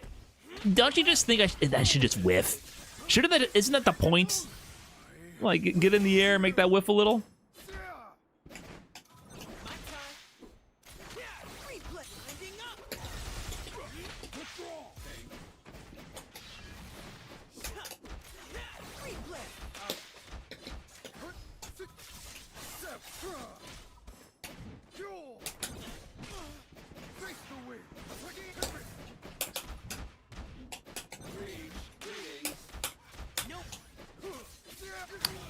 Okay. He likes to push block after 2 hits.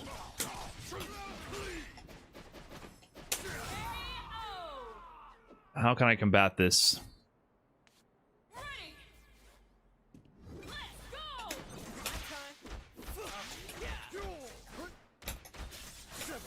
Oh, how many overhead hits? I blocked the mix originally.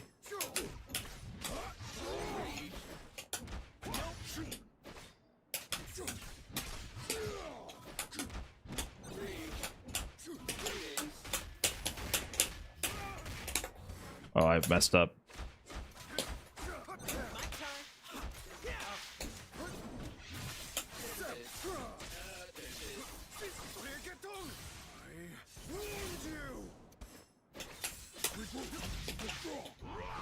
Whoops.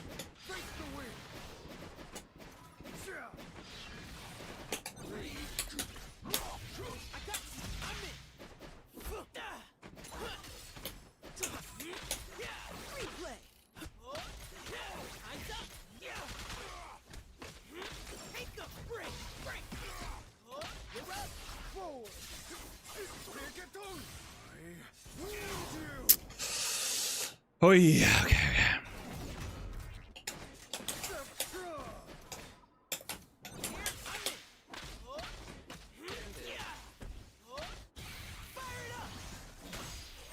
I think I'm dead.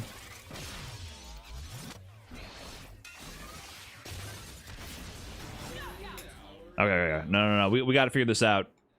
Proof that the mind flies faster than fists. This seems like the team right now, though.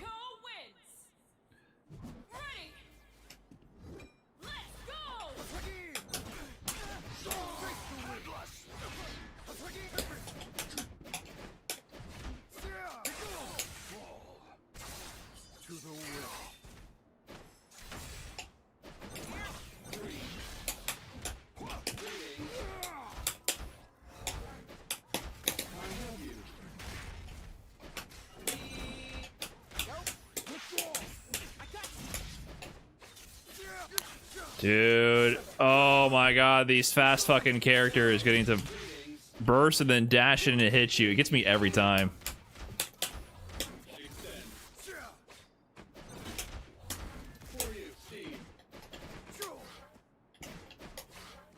No, I mean, it's a wrecking ball. Fuck. Okay.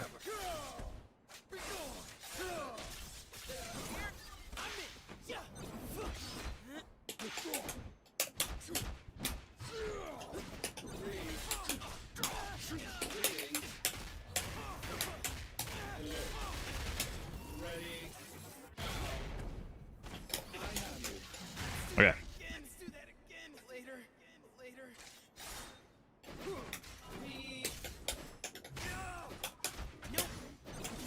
No. Oh no.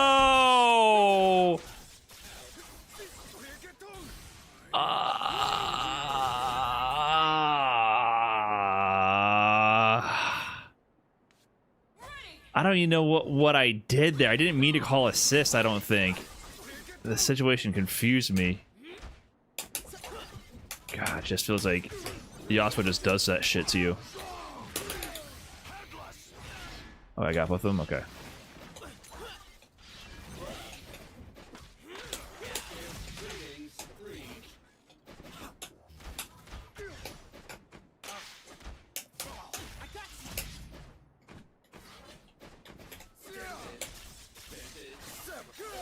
So I guess you can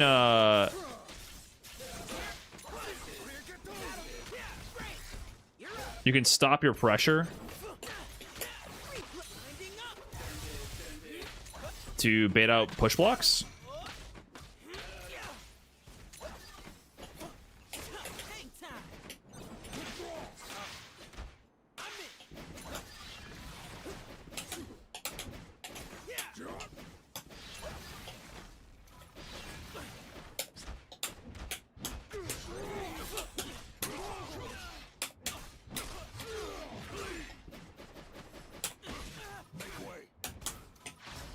Oh, cool.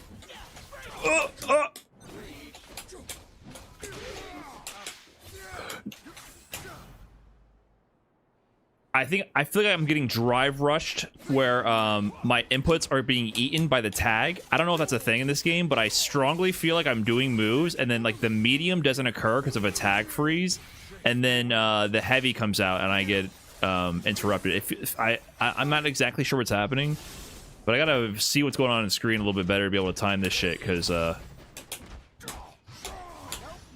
nice push block. Because yeah, sometimes like my chain sequences are not occurring the way I mean to. Ah, I'm tight. All right, GG's.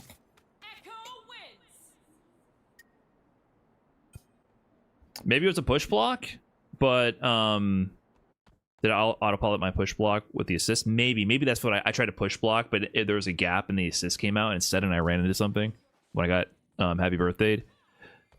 But yeah, sometimes in these scrambles, like I'm trying to do things, I still don't really know what's causing that interaction, but it's like I'm doing light, then my medium doesn't come out, and then heavy comes out, and I'm getting interrupted and counter hit to 1 billion damage.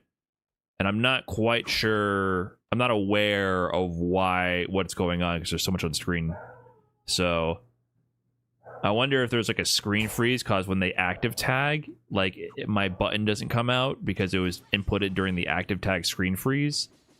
I don't know if that's the case or not, but I definitely feel like I gotta figure out some situations, how to navigate and make sure things come out.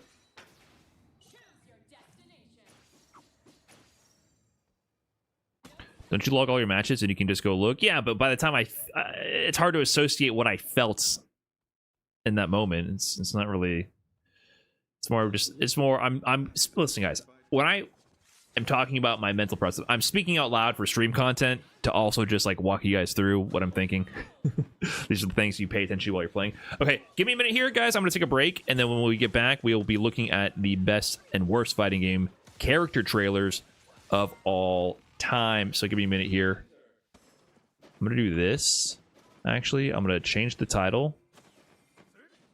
I'm gonna do this, and then actually before I go,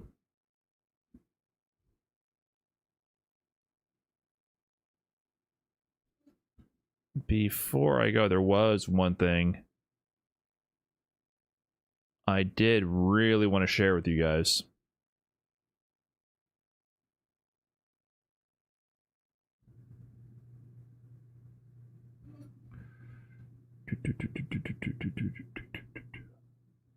There was one thing. Where did that go?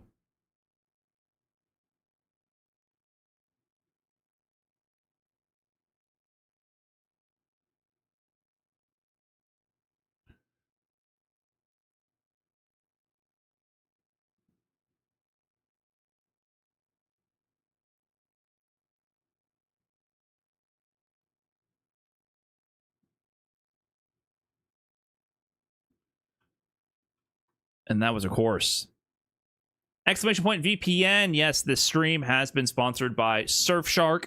You know the deal. They're a VPN product company, and of course, the talking points they want me to go through is talking all about, security and privacy when browsing the internet. That is an important reason. If you care about your privacy and security when browsing the internet, you can, of course, employ a VPN for that. But the main thing to me is getting around region exclusive content restrictions, right? You guys are probably ages 25 through 34. You're all male, 99.9% of you. And you obviously then love The Office, right? The Office on Netflix right now. If you go, I took screenshots of it with my own account using Surfshark. It's not available in the US. There's nothing good going on in your life. The housing market is in the dumps. Can't afford to make a living, but you can watch The Office only if you switch your region over with the click of a button with the Surfshark browser to switch to a region like Spain, where you can have the entire show available on Netflix, but you get none of it not available. So I think that's, to me, the main takeaway is region locked content is pretty brutal. Turns out these streaming websites do have the content you want. They just block it from your region. So if you're interested, !VPN in both chats. Shout out to Surfshark for sponsoring the stream. That is what the hashtag ad is for. And there you have it. All right, guys, give me a minute here. I'll be back in a minute, and we'll do the best and worst fighting game character trailers. 1 second, guys. Thank you.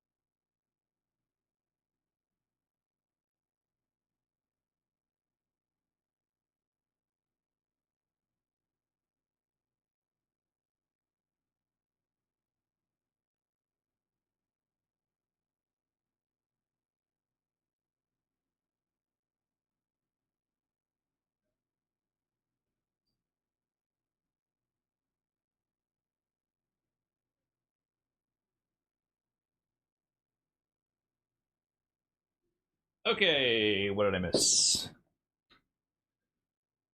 What did I miss? Brian missing. I missed nothing, man. It is time. It is time. Let me do one of these. Let me mute alerts for now.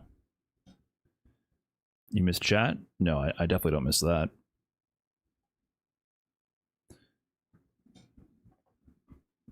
Definitely don't miss that at all. Okay, I'm actually going to turn off the music. That kind of makes sense. All right, let's get into it.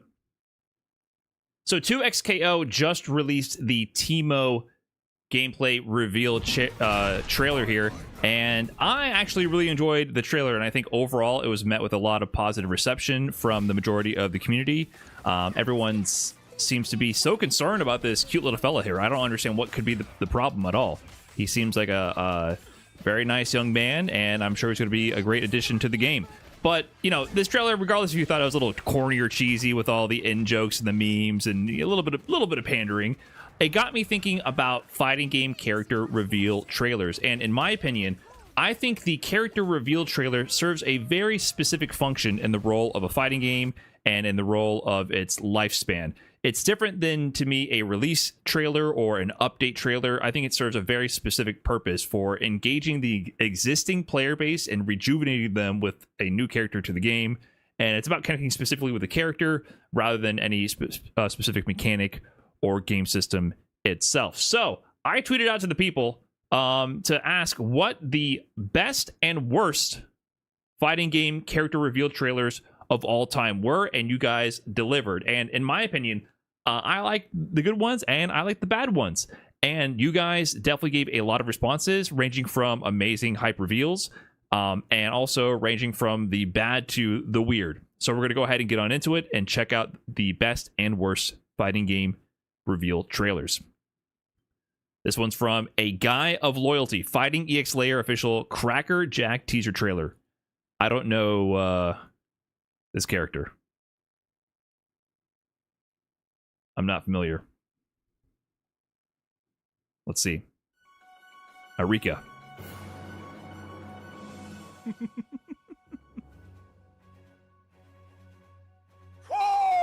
Round 1.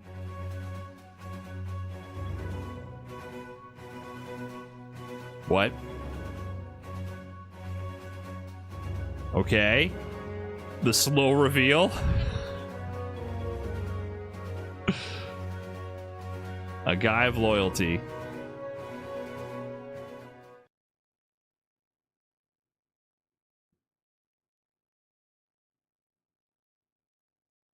That's the end? What?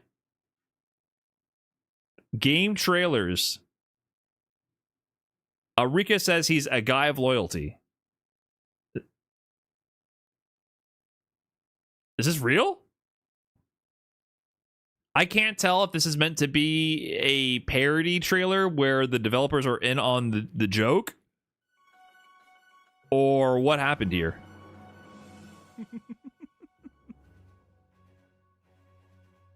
Who's the character? Who are they teasing? Round 1. And what's with the Round. What's happening here with the sound quality? Oh, I guess it's for Cracker Jack. 1. It could be either one of them. All right. This trailer is amazing. I'm giving this one a solid 9 out of 10. I'm hype. This one was sick. All right. For better or for worse, Geese Howard's trailer in Tekken 7 was amazing. So I think context is actually a really key part of fighting game reveal trailers. I don't think you can separate the character reveal and the state of the community and the overall game and its moment in time. I think those are inseparable. You have to watch or understand the trailer with the context of the community. So this is Tekken 7 Geese Howard reveal trailer. This was at EVO 2017 for Tekken 7.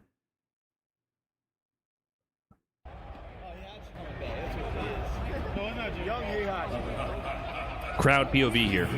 Geese Howard? What? Jim Pacho. Yo! Is that really Geese Howard? Yo! Geese Howard? Wait, what? Yo! There's no fucking way. Yo! There's no oh my God! Yo! Yo! What?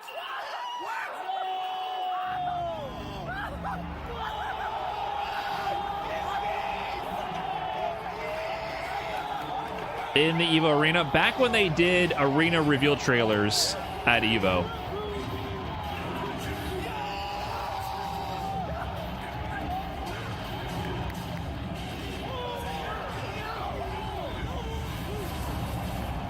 More fireballs. There might have been some groans in the crowd at that point.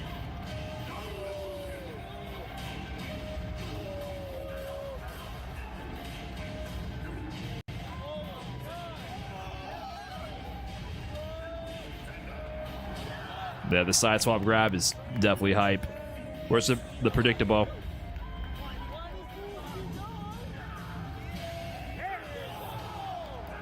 Yep. The sharp, jarring cut of the animation of the grab or the counter is still so sick. Still so sick.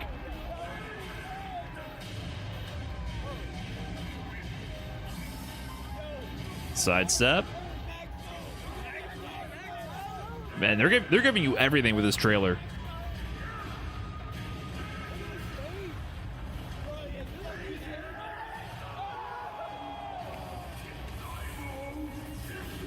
Let's get the different supers.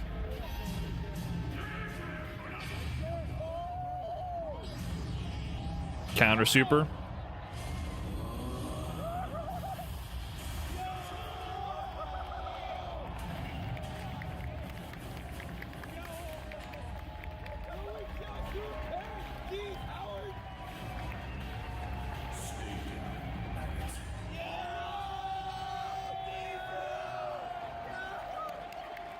Baller.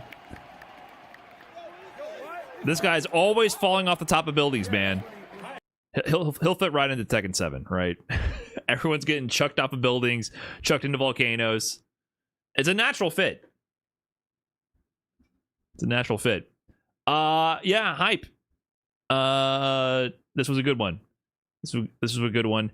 And I think this will actually get me to watch a Maximilian reaction video. Someone linked this in the Twitter thread. It's running on a real 4, guys. Oh, shit. There's a move. No! Not Morgan. Not Morgan. Who's going to assassinate Hayaki now? It's a function. Donovan? You started the fucking game,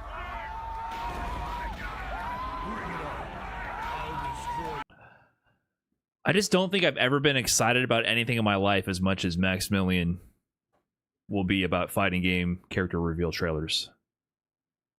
I just don't have it in me. Anyways, people love that trailer. That was a big moment for the Tekken community. And I remember the buzz there. I was at EVO 2017 myself, and people were going crazy for that reveal. So that is one of the best character reveals in modern fighting game history for sure. However, a personal favorite of mine is, of course, this is the same EVO.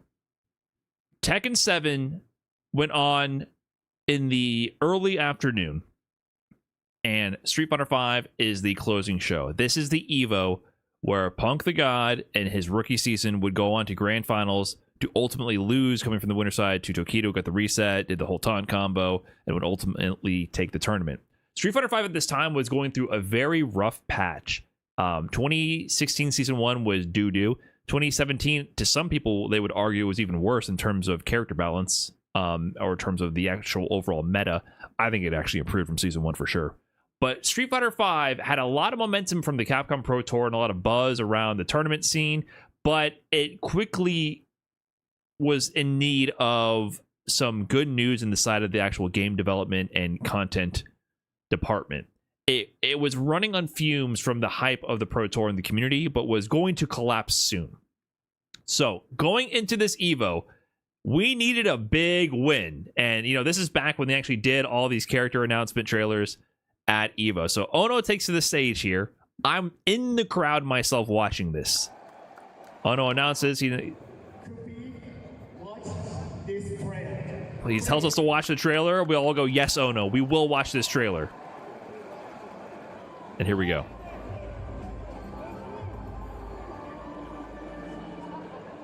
Abigail? Oh, how did that person know? Was Abigail leaked? I forgot. Yeah. Oh my god. And then, in the midst of all this, in rolls this giant monster of a character, this Canadian monstrosity who believes he's literally a truck. The crowd was both equally amused and disgusted. He's awesome. Some people liked it. Some people liked it, but it was like watching a train wreck for some other people. And on top of that, not only are they watching this grotesque, larger than life, the biggest character they've ever introduced into Street Fighter, who's just a goofy fucking character.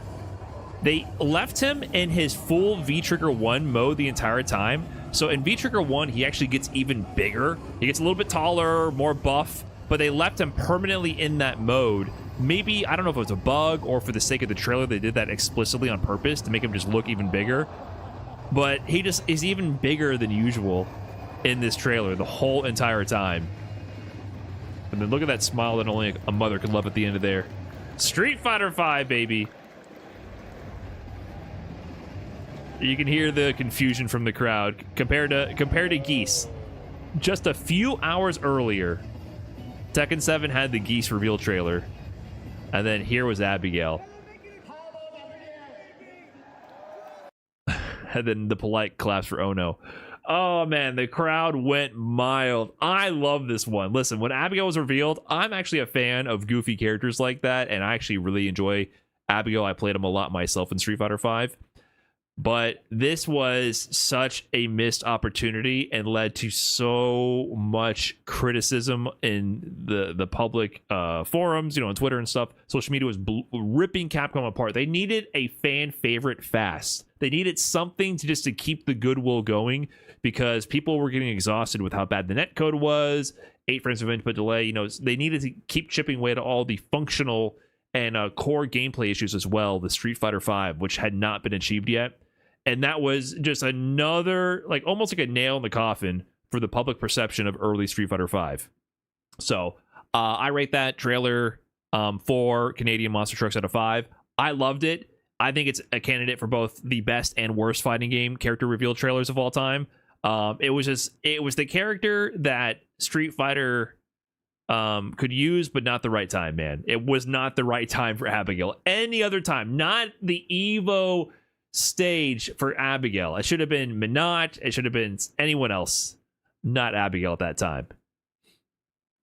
Or it could have been a guy like this, Akuma in Tekken 7. So Akuma was actually not available in Tekken 7 on release. He was in the arcade update, so he wasn't originally a part of the main cast. And I don't remember this character reveal trailer. Tekken really goes all out with their character reveal trailers, man.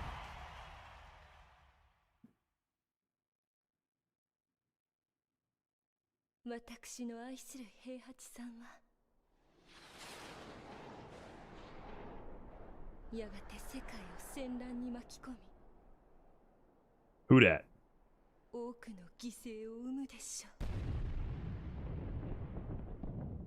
Why are they always blowing the world up in Tekken? The stakes are too high. Look at the scale of this shit.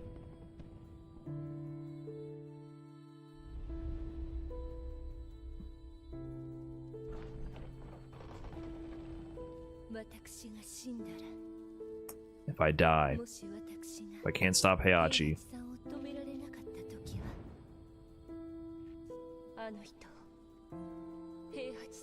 Oh, I forgot they tried to tie this in narratively, like she made a deal with Akuma to take out Heihachi. I gotta admit, that's pretty badass. They tied Akuma in there lore-wise, instead of just being like, oh shit, Akuma saw the world blowing up, time to kick some ass. Akuma is canon? Yeah, it's officially canon now. Bagoosh! What a freeze frame. Little did they know, when that first jump happened in this trailer, the Tekken 7 community would know no peace for the rest of this game's existence.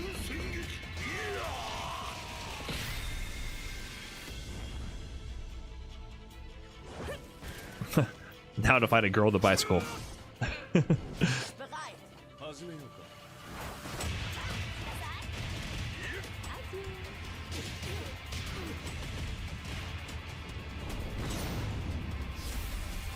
Was this the first projectile for Tekken? This has to be one of the first, right? そして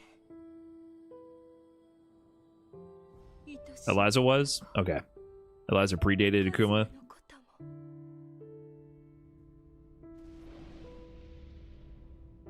Anime as hell. Yeah, this trailer is sick. 99 out of 100 deaths. I rate that one. This trailer's sick. DBFC trailers were legendary for showing absolutely nothing. And based on the timestamp, I can probably believe it. Goku GT. Here for your 12th variation of Goku being added to the game. This is actually when I was still in tune with DBFZ. I believe this is towards the end of Season 2. And Goku GT would go on to run the game. But this is still near peak DBFZ, a little bit after. It might have been Season 3, early Season 3 or Season 2. But I think this GT was released after the whole Sonic Fox Koichi rivalry, after Season 1 with Kazunoko dominating the end, Hook King God winning the Summit of Power and making a whole career off that. I feel like GT was the last era of mainstream DBFZ. Okay.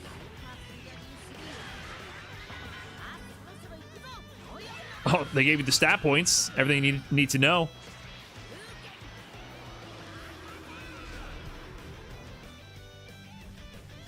That's it? Oh. Is that it? Oh. Yeah, COVID happened. COVID definitely disrupted the prime time of DBFZ.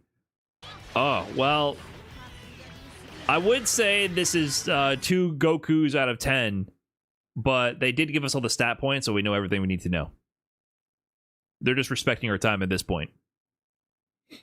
They showed 1 auto combo and half of a level 3. Well, you can't give it all away. In the beginning, you gotta leave some mystery, You gotta play it a little classy. Give them a little chase. You want to know what's happening in the second half of that level 3, don't you? All those stats should have been maxed out. Yeah, I think they were really underselling how much this character would go on to dominate. So this was a bad omen for GT. COVID happened, or for DBFC. COVID happened, and then Goku GT was definitely a problem. He was running the show for a while. Quantum Ranger in Battle for the Grid was one of my favorites. They knew exactly what they were doing when they made this character and trailer. So I know nothing about this game, to be honest. I know Power Rangers Battle for the Grid was like an active tag game made with input from members of the fighting game community. But actually, I don't know anything about this game.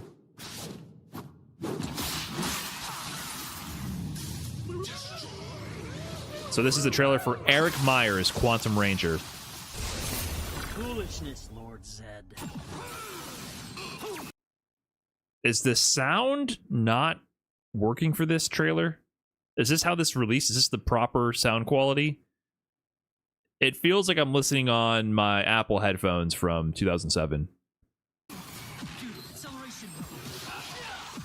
I'm not just any ranger. Not by a long shot. Okay.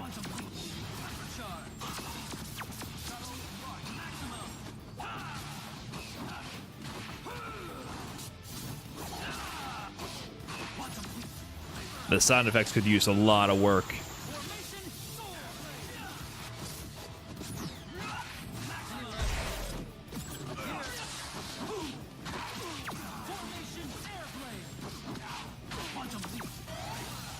What?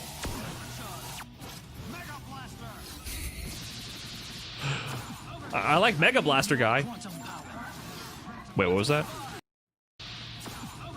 I need more quantum power. Quantum divide.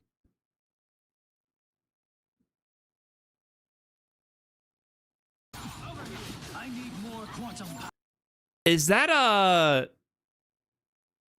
is this Virgil?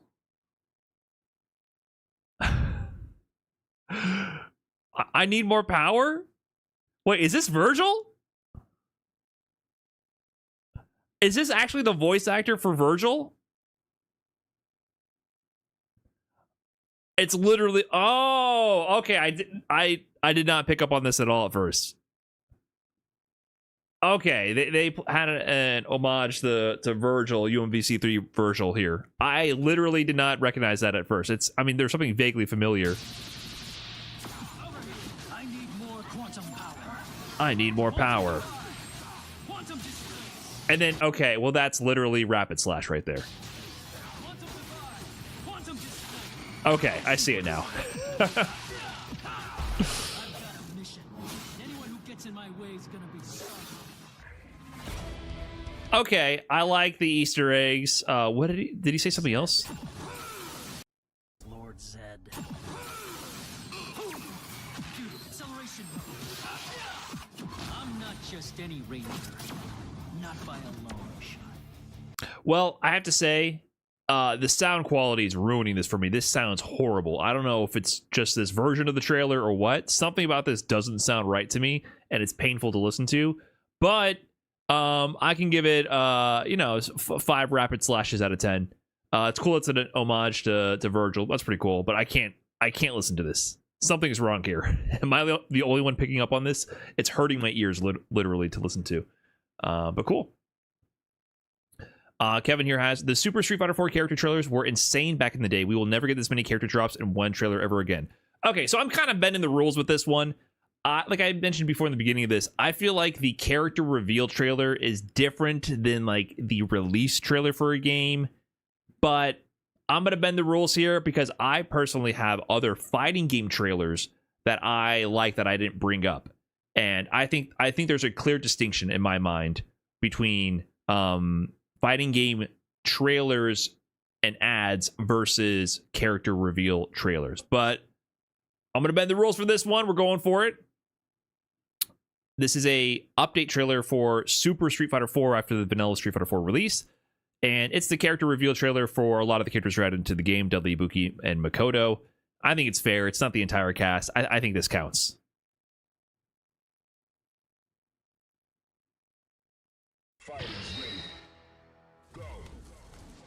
Okay. I remember first seeing this. Ibuki on the scene.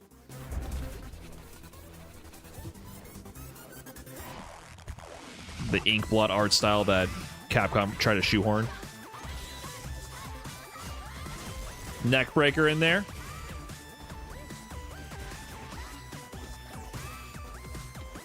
They could have worked a little bit on the camera panning.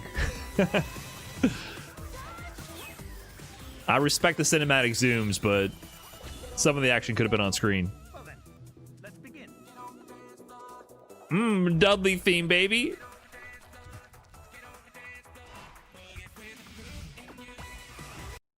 This is a different mix of Dudley's theme. I actually don't know this mix.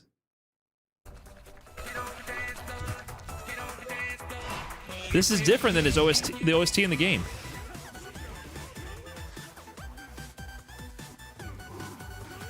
Why I gotta beat up on Balrog though, huh? Why I gotta beat up on Balrog though, huh?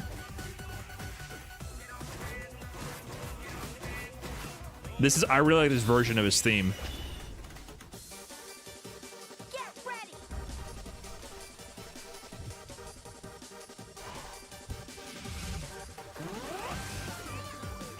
Stun that fast? That's true to the actual Makoto experience. Trailer starts and Fei Long is stunned in 2 hits.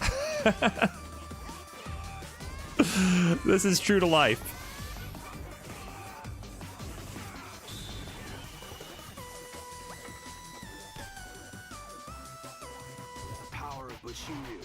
Oh, guys in this one? Okay. Scooped? See if we can't do something about my boy. Man. Street Fighter 4 Cody was a different beast. They just fused these two together in Street Fighter 6. They failed you, DJ. I'm sorry. Fighting with conviction leads to victory. My OG Super Street Fighter 4 main. That's hidden lore. Day one, I played T-Hawk. Did some condor diving. Man, they're going in on this trailer. Yeah, I think so. The first three were revealed for the first time, and the rest is repurposing other promotional material. 9 characters is so crazy. Well, it's a fully fledged update. I remember I picked up Street Fighter 4 December 26, 2009. I was in my senior year of high school, and I remember seeing ads for Super Street Fighter 4, and I had to just remember the release date. And after school, I drove to Best Buy to buy Super Street Fighter 4 for $40 when it was released. So it was, I believe it was $40 when it released as a fully fledged update, and it was sick. It was so sick. I was very satisfied with that purchase. Very satisfied. I rate this character reveal trailer. If I'm just looking at the first 3 characters, I'll give it 9 Dudley Roses out of 10. The beginning was kind of whack. I don't know. Ibuki, they could have done a little bit better with how they're zooming and panning around, but I think the Makoto and Dudley sections made up for it, and then some. There was a lot of good promotional material around the time of Super Street Fighter 4.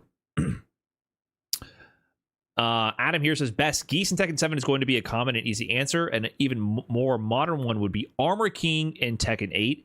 The trailer oozes personality and is edited almost perfectly. I actually do not know if I've seen the Armor King trailer. Is this shit 5 minutes? I'm not watching 5 minutes of Armor King. Why? Tekken is... They make movies here. This is not a trailer. When was this revealed, by the way? I forgot. A month ago? Was this at EVO this year? I actually did not see this. Now, let the world hear it. Shout his name. Armor King. Sting for revenge. The jet black villain returns to the ring.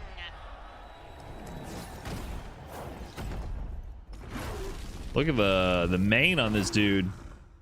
Get ready for the next battle. Tekken 8. Tekken. New challenger. Ama. The best thing Tekken did was hire their announcer. She brings so much hype to all the trailers. I like the extended hair. He kind of looks like Radon from Elden Ring.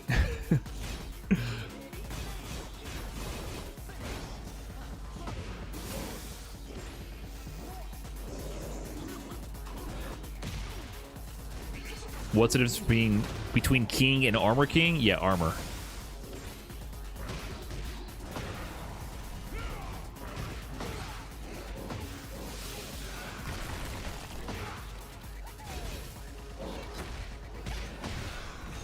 Sheesh.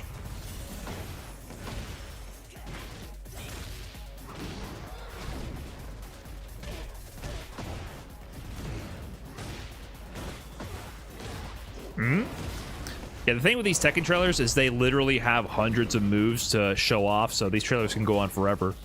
And they'll never run out of moves. New mechanic? Is that a new mechanic? Enhances his next move, maybe? I don't know.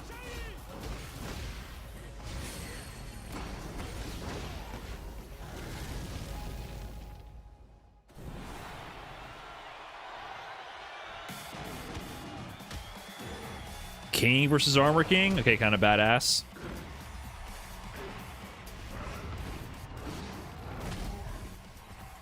He's still not out? They announced him at EVO and he's still not out?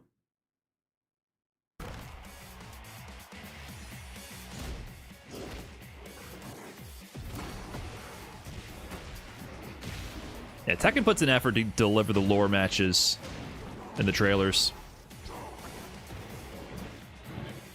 Did he just wall jump?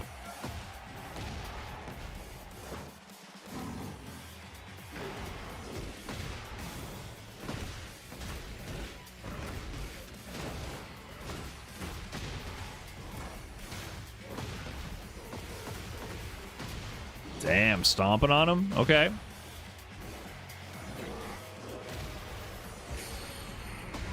Bagoosh. Okay, hold on. Oh. He's not only beating your ass, he blows some poison on you to make you hallucinate how he's beating your ass.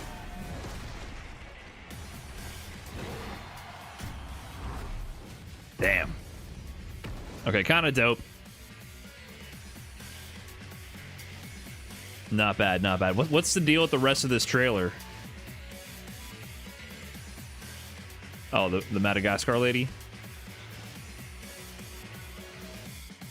I completely forgot about these Tekken 8 characters, I'm not gonna lie. So, give me some context here, guys. I missed the whole Tekken 8 at EVO. Do you guys think that this was enough to turn around some of the ill will that had developed over the course of the season 2 debacle? Sorry, do I keep calling it Tekken 7? Tekken 8 was having a lot of issues at this time. A lot of issues. People were pissed about the disastrous season 2 patch. Pissed. No, fuck no, fuck no. I feel like Tekken has sort of, in my sphere of awareness in the fighting game community, been really diminished recently. I've not seen much regarding Tekken. I mean, I followed with the results a little bit from Esports World Cup. That's about it. In general, it feels like Tekken has taken a big hit from where it was from release, which is, you know, you expect a bit of the hype to die down, of course. It's very natural, but season 2 seemed to deflate it exponentially.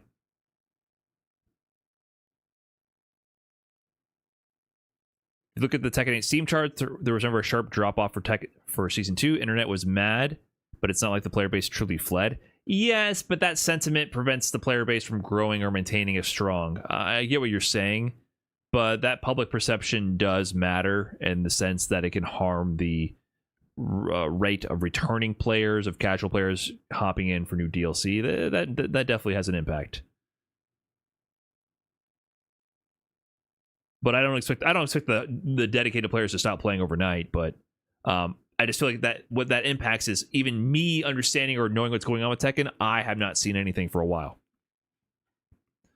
But this trailer is dope. Maybe not enough to fix the public perception around Tekken 8 right now. I give it 4 positive Steam reviews out of 7. Not bad.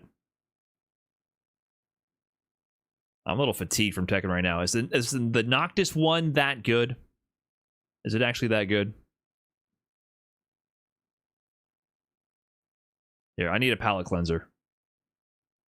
This one's from Mince.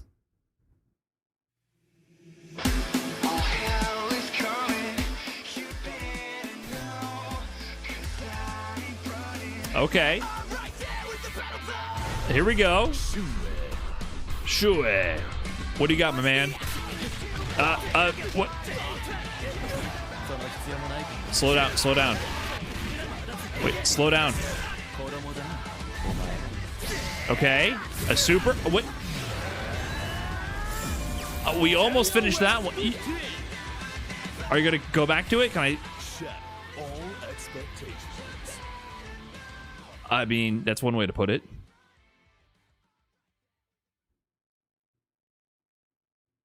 Huh. Yeah, I mean, apt slogan, because I expected to see at least one move finish, and I don't think I saw any of them. I think, weren't the majority of the KOF 15 character reveal trailers like this? The thing is, you know, KOF, this was for KOF 15, right? KOF 14 came out, and that was their first attempt to revive the franchise, revive the series, and it had a ton of issues in the not looking like ass department. Their first foray into 3D models after KOF 13 almost bankrupted the whole company. You know, the high fidelity sprites were just impractical and demanded too much budget to make a reality. Then KOF 14 comes out and it looks terrible. Yeah, KOF 15. And so this was one of the early character trailers when they're trying to build hype for the game. And and they can't even edit together a proper trailer. The game looks a little bit better than KOF 14, a little bit better. The fidelity is improved. They got better in the graphics department, but it still doesn't look good. It doesn't look good at all. And yeah, I remember seeing this trailer. This was a big meme when it released. But it's so bad it's good. You know what I mean? The trailers that are bad, that stand the test of time, are the ones that are so bad that they're good. Did this serve the game in terms of getting people interested in the game? No. This sequence here, this does nothing but make me not want to play the game. It's memorable though, but I think this is a perfect example of a horrible fighting game trailer. There's no impact and no weight to any of these moves. What happened here? Why did you show the crouching light kick and then cut away immediately? This whole sequence is incomprehensible, both to the viewer and to try to get an insight into the mind of the editor putting this together. Incomprehensible. I cannot comprehend what they were thinking here. So, I rate this trailer bad. Bad. It's going down in the history books, but it's bad. Okay. Let's let Tekken's been cooking in the trailer department. Let's let Street Fighter redeem themselves. Donovan here, talking about EVO 2018. And so we saw EVO 2017, how much they bombed that trailer. EVO 2018, I was also here in the Mandalay Bay. This time I was in the actual front row seats on the floor seats. I wasn't in the stadium. We just happened to like sneak in there essentially. I don't even think we bought tickets for the stadium. You had to have your ticket to scan into the venue, and you could also borrow a ticket from someone who was just leaving the venue. I think me, Strider, Peru, and a few others, we just happened to be able to swipe some tickets from people leaving from the previous game, and somehow we made it onto the floor. I don't remember how this worked out. And I remember hearing G come out in person. Now, at this point, Street Fighter V Arcade Edition had already released, and they had already released at the end of Capcom Cup 2017, which I think was the best character reveal trailer or update trailer. I kind of count that as an update trailer. They announced every character for the game, and people were like, okay, we're going to have a game with 2 Ultras. We're going to update the content, adding a lot of characters. So we knew these characters were coming. So they literally bring G in character to give a speech out onto the stage. So he's rambling incomprehensibly, which is what you want from G. G is just, I'm the president of the Earth, and that's what we fight for. And he shows up, he declares he's the president, and then he leaves. That's just what he does. So he does this whole speech, and no one knows any idea what the fuck he's saying, which is perfect. It was strange, but I'm digging it. They have G actually there, and then they give us the G character reveal trailer.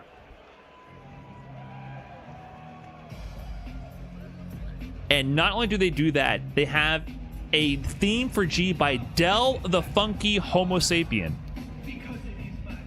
Deltron 3030, you heard Clint Eastwood by Gorillaz. This is Del the Funky Homo Sapien.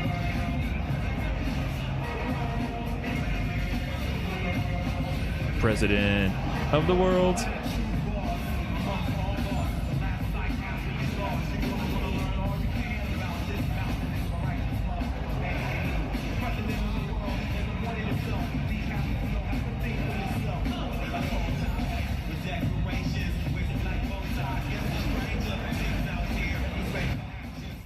So the crowd is digging it at this point, right? Like, people enjoy the moves. I think it's going over well. The animations are sick, but it's a new character, right? Like, generally what happens with new characters is it's hard to get the most insane sort of crowd reception, right? But I can tell you the vibes in the venue were generally positive. Far better than when Abigail was released. No one knew how to react when Abigail was released. So, this weird guy came out on stage, started rambling, and then he was literally in the game. And then this, by the way, this theme, the Del the Funky Homo Sapien, President of the World, I think it's what the track is called. They never used this ever again. This is not in the game. This is not a part of any OST. I think the only version of this song that exists is this trailer, and you have to find it in the original trailer on YouTube. So that's a bizarre little bit of trivia for Street Fighter V. And so people dug it. It was hype. But, you know, we already knew that these characters were coming. We didn't really know much about them at that point. But of course, here comes Ono. Oh, Veronica is crazy. Oh, okay, yeah, right? Yeah, right. This guy would just hop on stage and you would understand 1 out of every 5 words. Okay, I understand. I have one more new trailer. One more new trailer. I understand. One more new trailer.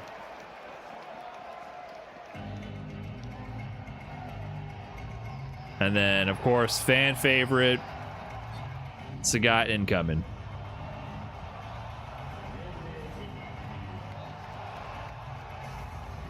But we already knew Sagat was in the game, so people are hype. But like I said, Street Fighter V had to avenge itself with the Arcade Edition trailer originally. So they showed all the DLC ahead of time. So this is our first look at the actual gameplay. Classic costume gets the crowd going.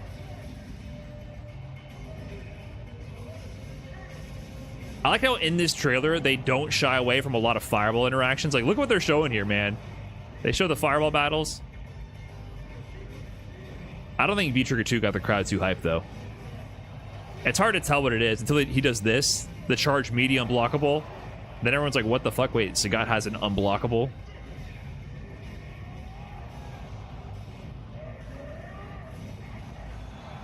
So that's fine and good. Everyone is excited about Sagat, but that wasn't the main point why this was a great reveal.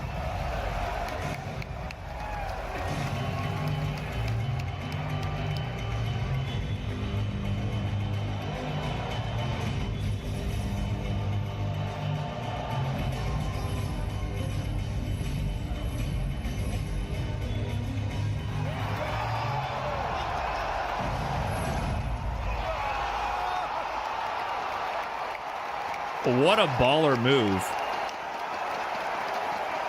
Out tomorrow. You gotta understand, this is in an era where these trailers would come out so far in advance. Even what we're talking about right now with Armor King and Tekken 8, EVO was over a month ago.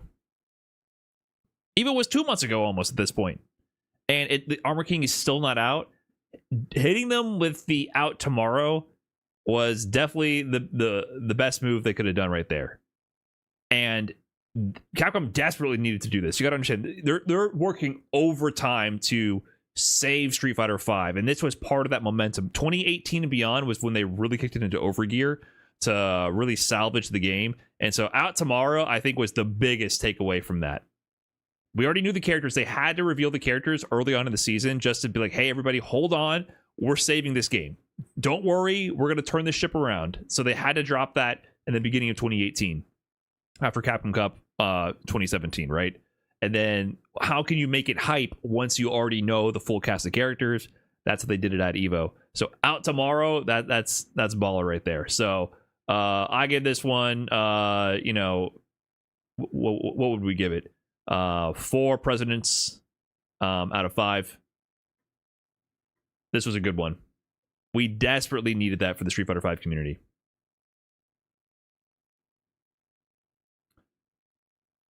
Oh, we already got G out of that.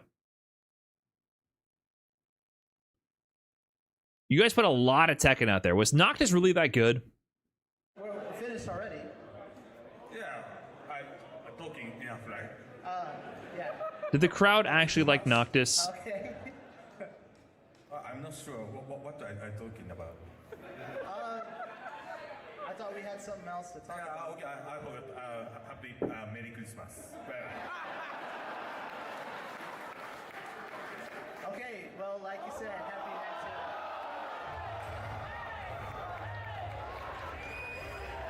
Thanksgiving. Okay, a little bit of misdirection at the Tekken World Tour Finals. I never saw this trailer.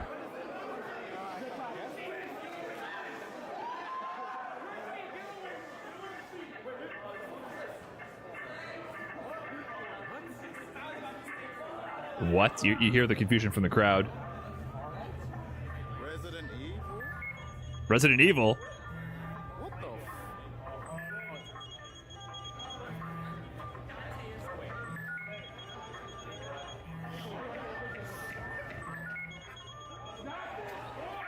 Oh, someone called it.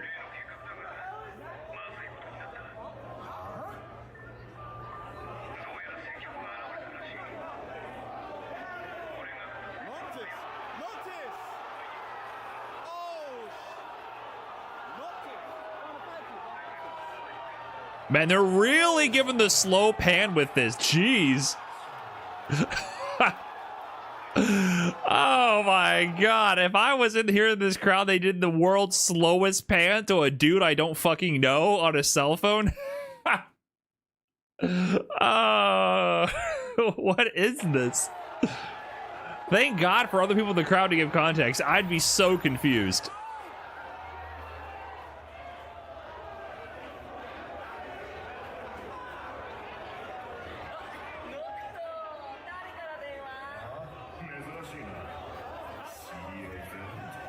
Right, okay, when you put all of them together, I did remember the promotional material for Tekken, or what, not Tekken, Final Fantasy 23.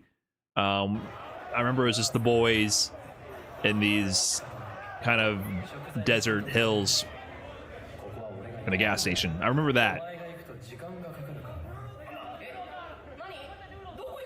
大体予想はついたぜ。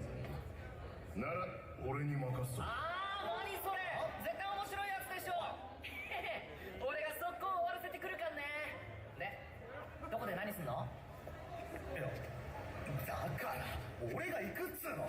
じゃあな。おい。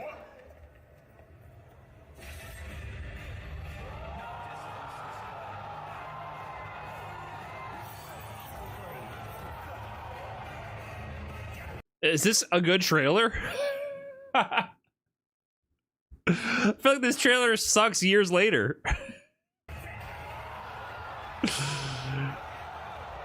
That was very boring. I didn't read any of the subtitles. Were they having an engaging conversation? Why do I care about the interactions between any of these people? This, what a slow burn. How long did this take? 45 seconds? It takes a whole 40 seconds to get to his fucking face? 45 seconds to get to his face? What is this? You care if you played Final Fantasy 15, which like every gamer in Japan did? Yeah, once again, I think this is like the wrong audience. I guess Final Fantasy 15 was probably a big deal at the time. I do not care about Final Fantasy at all. So there is zero attachment to this whatsoever. I think that's the issue with guest characters. But this, they really... The pacing of this was strange.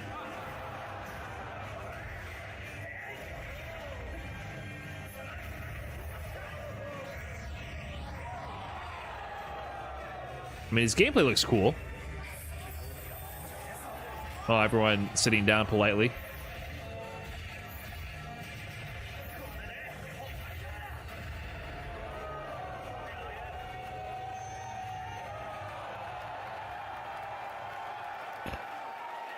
Okay, this is just kind of mediocre. Who's chanting for this? See you there.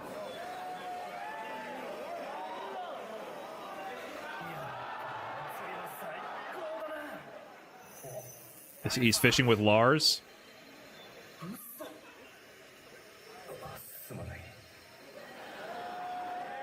Okay. A little bit of character development there.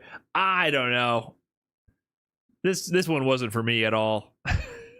This opening was so slow for no build-up. I suppose if you're fans of Final Fantasy, seeing these interactions in the context of Tekken was cool, but this trailer was kind of whack. Did people like this? This was well received at the time? Too much dialogue.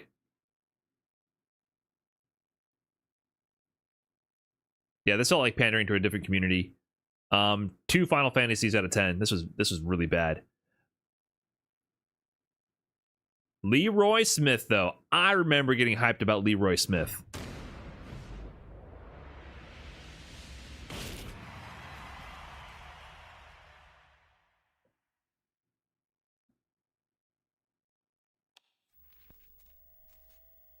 Oh, they opened with his name? I don't remember that.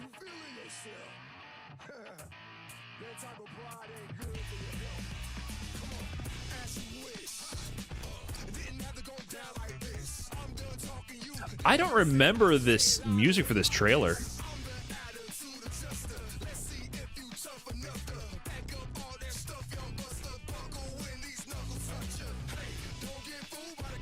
Was this the Evo reveal trailer? Leroy just looks so badass. Like, his initial impression is just, he looks cool. You got the cane. When's the dog come out?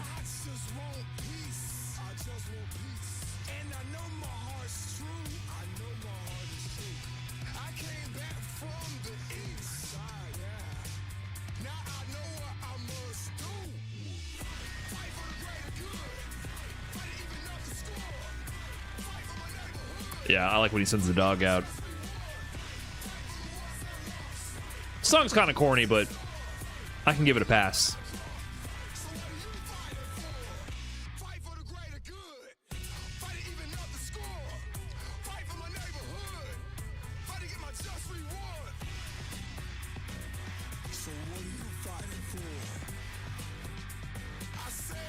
Yeah, it's just, to me, what carries this trailer is the character design. I don't think this trailer itself is particularly amazing. I just think Leroy character design and like these scenes with, you know, his signature and everything, that carries the trailer. Editing, music, not that great to be quite honest, but Leroy's character design alone carried so hard that I think this was still a good reveal just because the character looks amazing. The costume is sick, and you know, they have the dog and everything. Everything about it was amazing. Oh, frame data? Remember we got to pay for frame data? Oh my god. What a time. Frame data, DLC paid content. Interesting era. Yeah, I give this maybe 7 puppy dogs out of 10. The trailer was just okay. Just Leroy was dope. But little did we know how much this would ruin this era of Tekken 7. Man, Evo Japan after this, they had about 9 Leroys in top 8. It was a different trailer at Evo. Okay, I feel like this was different because I don't remember this trailer at Evo at all. I think there was a better trailer at Evo. This one was just okay. Honestly, this one still got me hype. All right, we're going to bend the rules a little bit again. Some character reveal trailers for a game that hadn't released yet. Just because I feel like it. Street Fighter 4. Vanilla Street Fighter 4. This video was posted in February 26, 2008. So this is before my time even knowing about fighting games. I was a young man with a bright future ahead of me. Wait, what was that?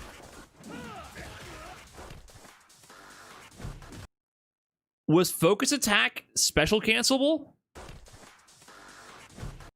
That's 100% focus attack. Hold on. Ancient tech here.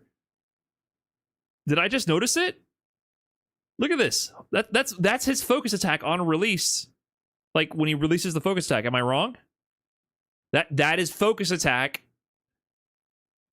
Special cancel. I gotta analyze the 5 pixels that are here. Sorry, they only have 240p.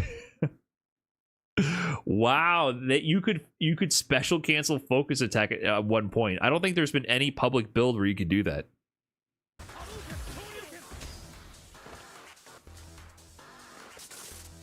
Sea Viper? Damn. 17 years ago. And she's coming back.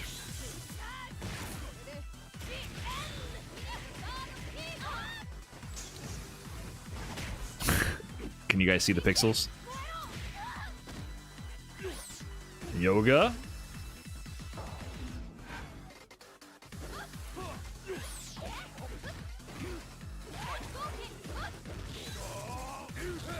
dope. Honda, he looks so like skinny in in Street Fighter 4. Well, they put the editor's execution error into the trailer. This instant jump light punch, he definitely messed up like an Ochio throw or something. They're recording gameplay footage for this, and this guy's like, oh, let me do headbutt really quick. Oh god, jump light punch. No one ever means to do jump forward light punch. Oh, the post KO extra hit. Who is this? It's hard to tell between the pixels, but what happened here? That's not Blanca. Hold on, no, he looks off.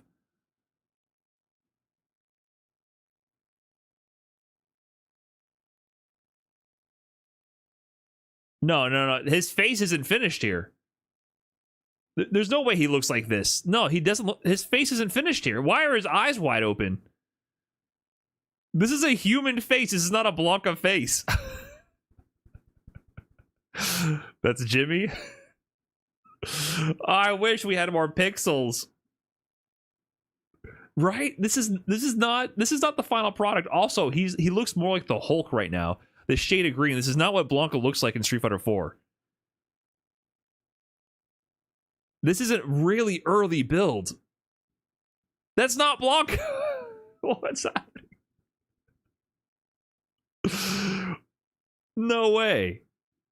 Who is this?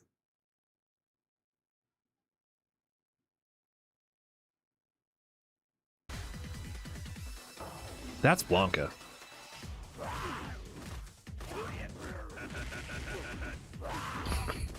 Were Honda hands like that?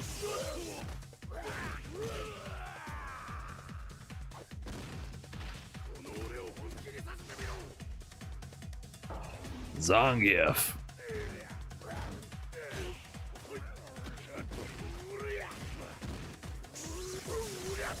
Yep, that's Zangief.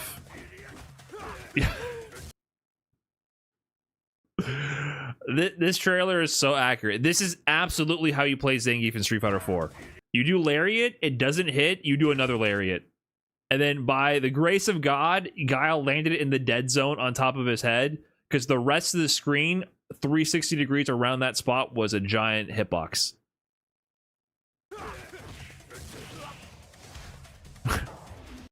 Why are they... It's time to cut to Guile, and they're showing him eating an EX Green Hand into an SPD reset.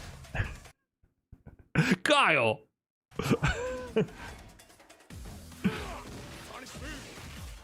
Wait, EX Green Hand didn't knock down? Oh, is that what's going on here? EX Green Hand always knocks down, right? You're telling me he had a horizontal moving invincible DP move, and then he leaves you standing for an instant mix-up? You're right. Good catch.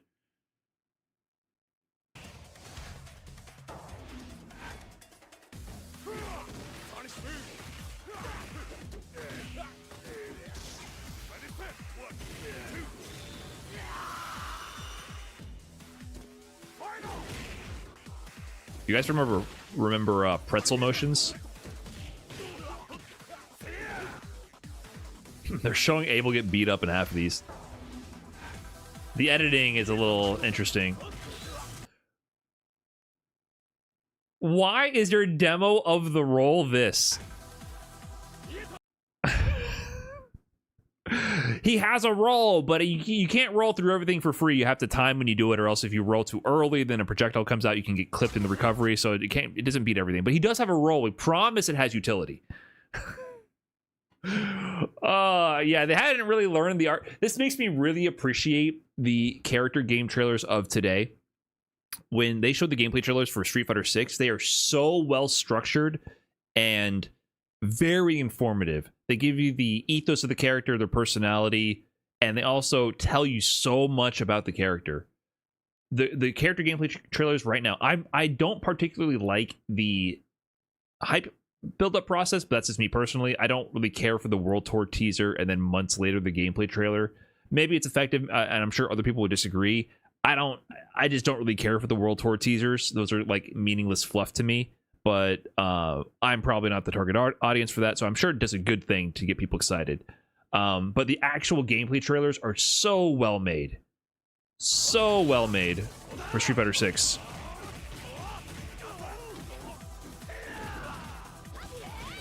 Wait.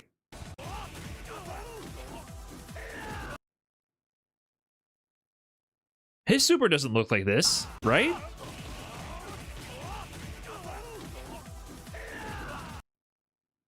That's unfinished. What's going on with that final grab? I forget exactly. Doesn't he run you to the corner?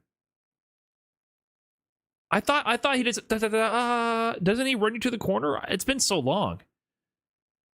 No, Ultra 1, he goes into the air, then lands on you.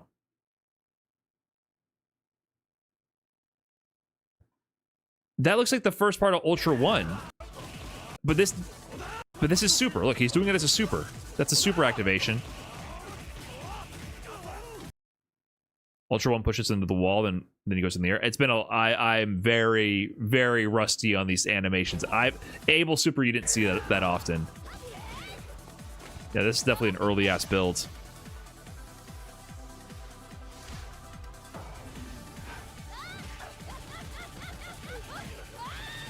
Interesting. I'd never seen any of this. Yeah, jump in roundhouse, crouching medium kick into Tatsu. Classic. Ryu. That looked like an unfinished Super or Ultra as well.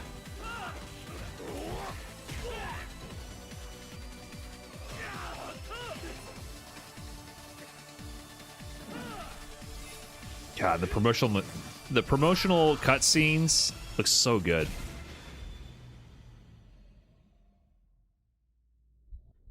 Sick. Sick. History out of 10 right there. History out of 10. Oh, speaking of, Aki gameplay trailer for Street Fighter 6. Oh, this was the teaser trailer. So this was the teaser, the World Tour teaser for Aki, which did play out Evo.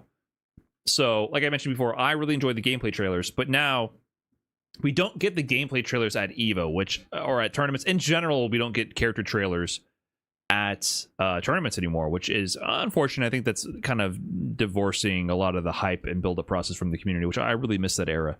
People would go to tournaments and watch tournaments explicitly for watching the gameplay trailers at the end. And I think that goes to show, even in the world of Street Fighter, how much further divorced the esports division is from the development division, which people have been speculating about that for a long time. But I feel like what we've seen with how they're handling Capcom Cup and everything just really reinforces that. But they gave us the the World Tour teaser for Aki Season 1 of Street Fighter 6. This is 2023 Evo. The biggest Evo for Street Fighter 6 ever. This is one of the best ones.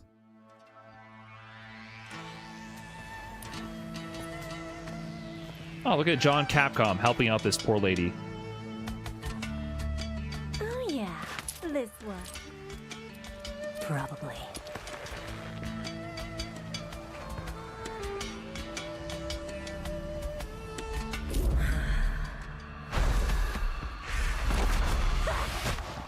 Spooky. Now, here comes the airplane. Say ah. He doesn't want it. No. Oh, he killed him.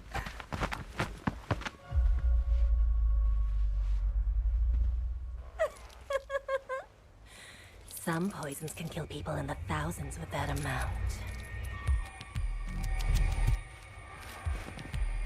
Like botulinum toxin, it inhibits acetylcholine release, causing loss of muscle tone, lethargy, dizziness, visual impairment.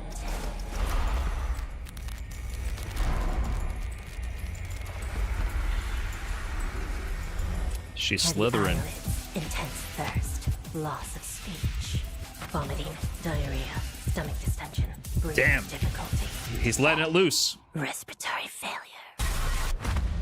Sheesh.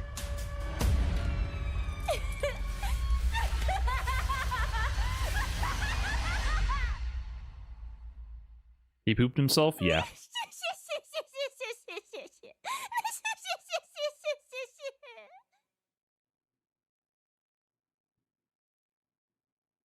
That's messed up, man. Yeah, that's a good one. Wait, was this the one actually played at EVO? Wasn't there another one where she's just stabbing the shit out of a guy? Yeah, definitely one of the better World Tour teasers by far. They showed a lot of editing. I mean, it's morbid, disturbing. The gameplay trailer. Yeah, I like the gameplay trailer where she's just literally killing somebody. I think this is, for the World Tour teasers, this is one of the best ones. Maybe, if not the best. I think it's the most dynamic, most interesting. Overall, though, I don't really care for them that much. In general, I can give it a 7 poison vials out of 10. For what it is the best version, but I really appreciate their gameplay reveal trailers a lot more. A lot of people talked about Kotal Khan here, so this one will get graphic. For some reason, people seem to think this one wasn't too good.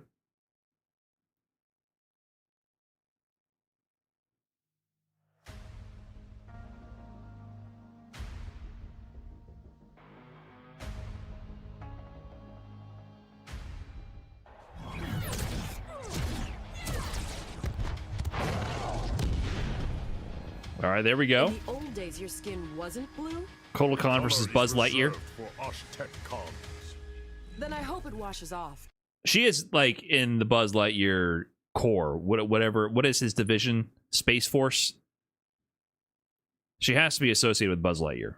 Like, this is not an accident, right?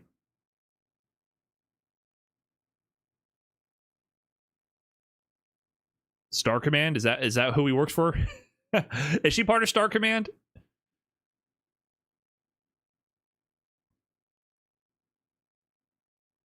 This is not like an accidental reference, right? Kotal. Fight!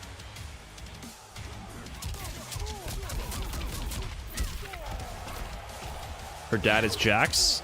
We're Jax and Buzz Lightyear friends. Kotal Khan character reveal trailer, by the way. Okay, finally he fights back. Yeah, get some good hits in there, man. Okay. Ooh, gruesome. Oh, you whiffed, dude.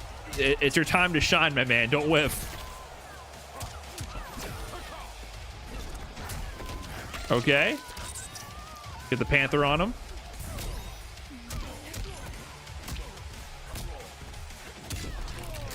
Oh, your skull caved in your own reveal trailer. Fellas, what do you do in this situation? You're in your gameplay reveal trailer and you're getting the shit beat out of you. Wow. You had your chance. She defended and counterattacked immediately. Okay, there we go.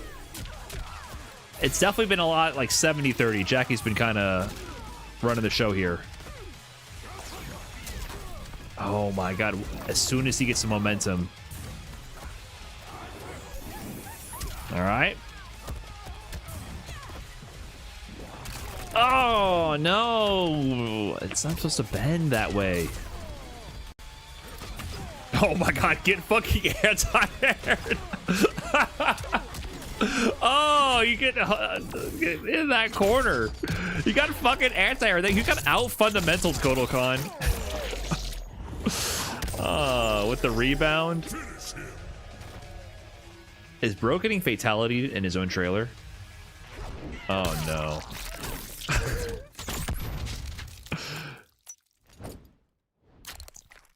Do you think he lives this? Maybe not. Fatality. I'm next? Jackie Briggs win. I don't want to be next. Can I opt out?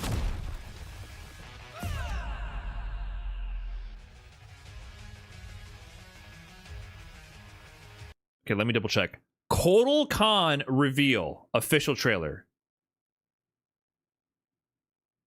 Just to be clear, we are not on the wrong video. This is the official Mortal Kombat YouTube with 867,000 views. If you ever feel worthless, just remember that Khan got his ass handed to him in his own trailer. Why did they do that?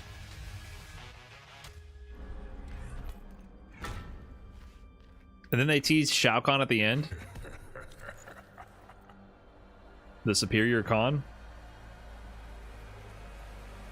Those guys are brothers, right? I'm sure they get along just fine.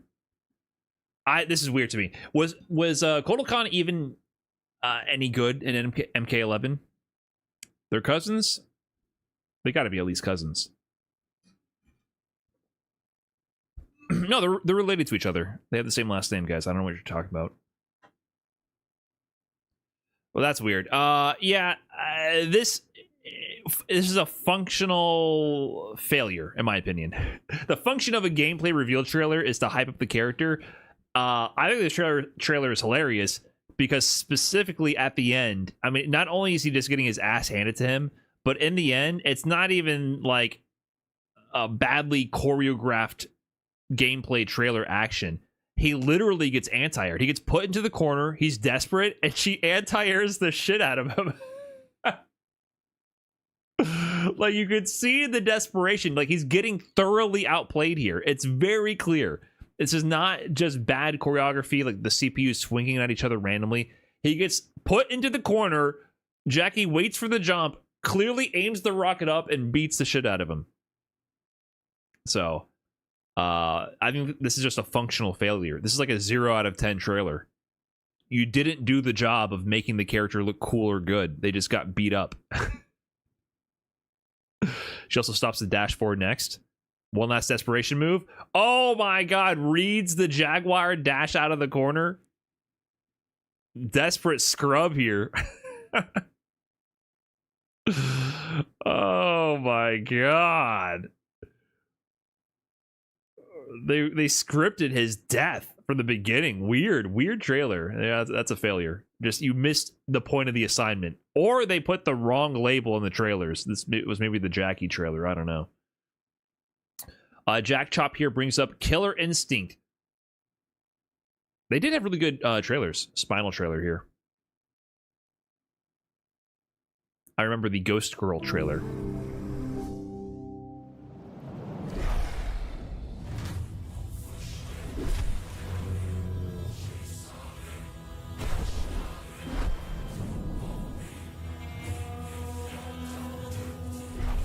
I think the Killer Instinct characters were some of the coolest in fighting games. They really had unique themes, went all out to sell their characterization. Spooky pirate skeleton guy.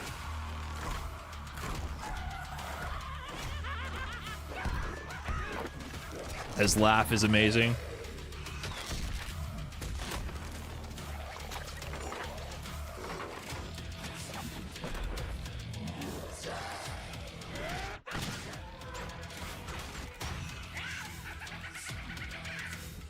That laugh is sick. Oh, the ghost guy's firing the cannon?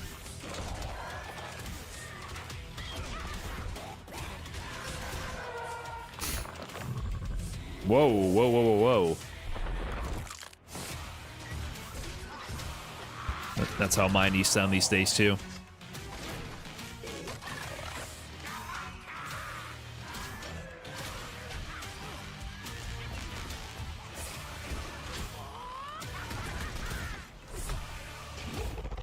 Damn, he really has his own theme to rock out to. See how badass we're making? Just think about the previous trailer we just saw. They have this metal choir going off, Spinal, while he's in his element. He's on his ghost ship. He's beating the shit out of the protagonist of the game. Everything is coming forward to make Spinal look like a badass super villain of a character. They're selling me on the character.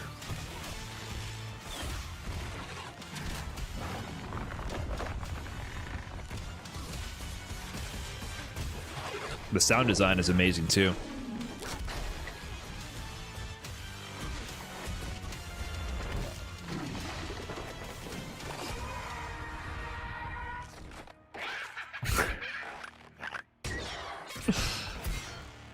Yeah, great character.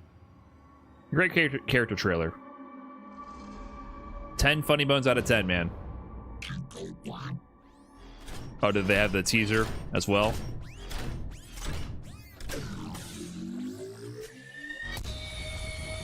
And a teaser for Full Gore.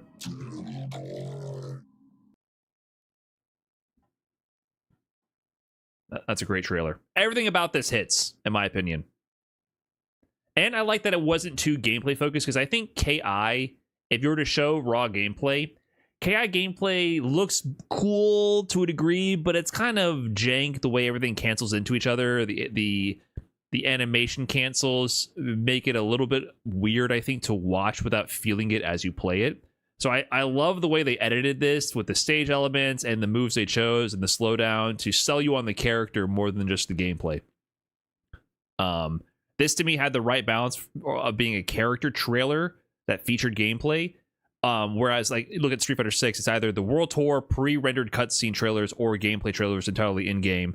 This was a great balance, in my opinion, being choreographed, using elements in-game, but edited very cinematically and in really selling you on the character. I like that this is done in-game, in-engine, and just edited very well. I think it's a baller trailer right there. What do we have here? Street Fighter 5 Arcade Edition at Capcom Cup 2017. I was saving this one for the end because we got to give it a shot. Like I said, this is kind of bending the rules because I was trying to avoid game trailers, but this has a really important place in my heart. I was here at this Capcom Cup 2017, and like I mentioned before, Street Fighter 5 was in the dumps at this time. However, I just saw Mena RD from the Dominican Republic win Capcom Cup against Tokido against all odds in the largest venue I had ever seen Street Fighter in ever. So I was blown away by that. And we got to see this trailer to prove that Capcom was trying to salvage Street Fighter 5. Up until this point of the game's release, I could not recommend this game to a friend. It felt like the game came out several years too early. It was unfinished and buggy, and it just wasn't a good product. And then they ran this trailer.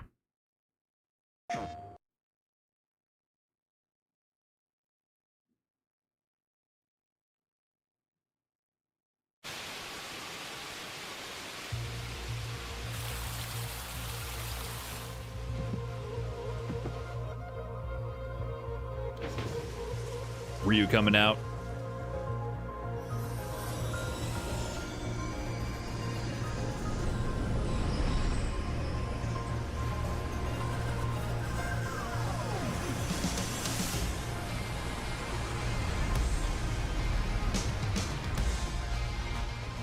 Akuma.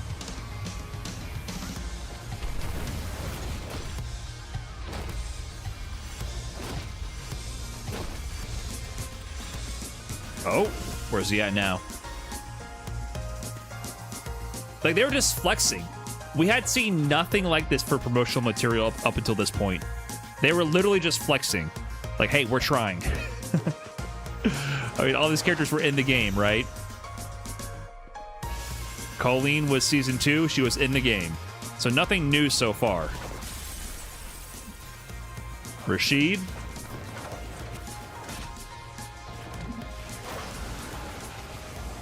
We're like, okay, we see you, Capcom. Laura in the rain. What are you trying to say, Capcom? All right, fan service. Like, they were really, really trying here. Blanca and Sakura running, like, you know, giving the lore people something.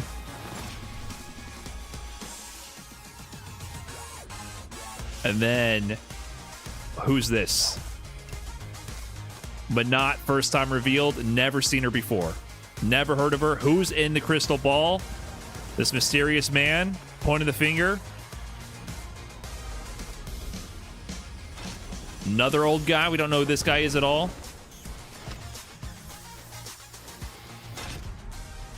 Oh, Zeki was out at this time. Zeki was Season 2. They're going through the Season 2 characters. Cody.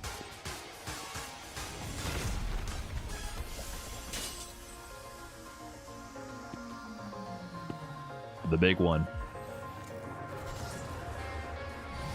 Who did I miss? I forgot who all was season 3.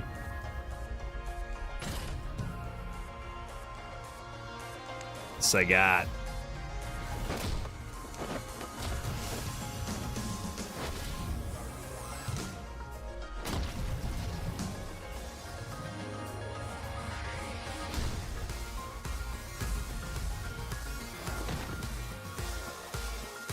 Was Sakura season 3? I don't remember.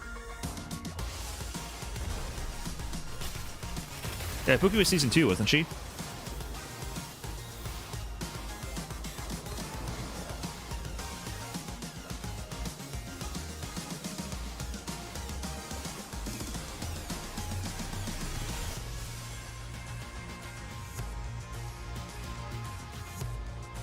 Yeah, the season 3 characters were Sakura, Blanca, Falk, Cody, G, Sagat. So all of those characters were revealed at once in this trailer.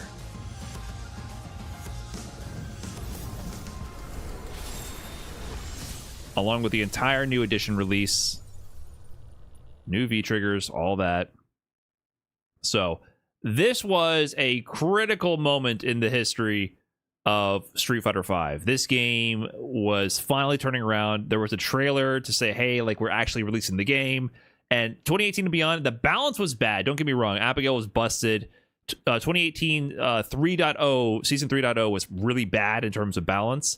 But this was like, okay, if you're looking to play Street Fighter, you can finally buy the game, and it at least has the content to back it up. And the marketing department actually showed up and said, hey, we're actually putting forth a fully fledged and feature-rich product. A lot of the bugs had been ironed out. They I think at this point got rid of like the 8 frames of input delay. There was a lot of issues that had been resolved by this point. I don't think the balance was great until season 4. The gameplay was actually fine-tuned in the next season, where I think Street Fighter V really hit its stride right there. But all these characters were revealed in this trailer alone. So this was an insane moment, and that actually led into like what you saw with G and Sagat at Evo, how they had to just give the gameplay trailer there and have the big twist be out tomorrow, right? Because they just went up front and said, this is what we're doing. So this trailer, I will always remember fondly.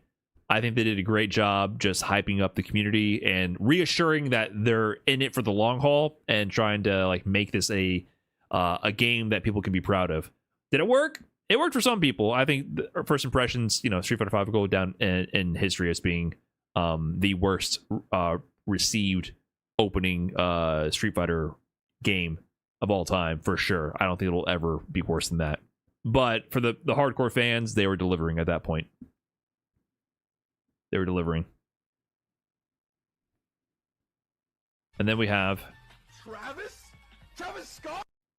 Can't beat Smash. Can't beat Smash.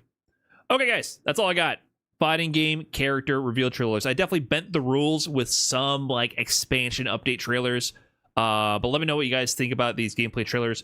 What was your favorite character trailer of all time? I'm interested in hearing, and maybe we'll explore the actual fighting game ads, because I think those are very interesting as well. I have some fond memories of some older fighting game ads themselves. And that's it. Thanks for watching. Peace. All right. This went on for too long, of course, an hour and a half there. Alex trailer. Why did I didn't think of the obvious meme. Alex trailer. Should have thought of it.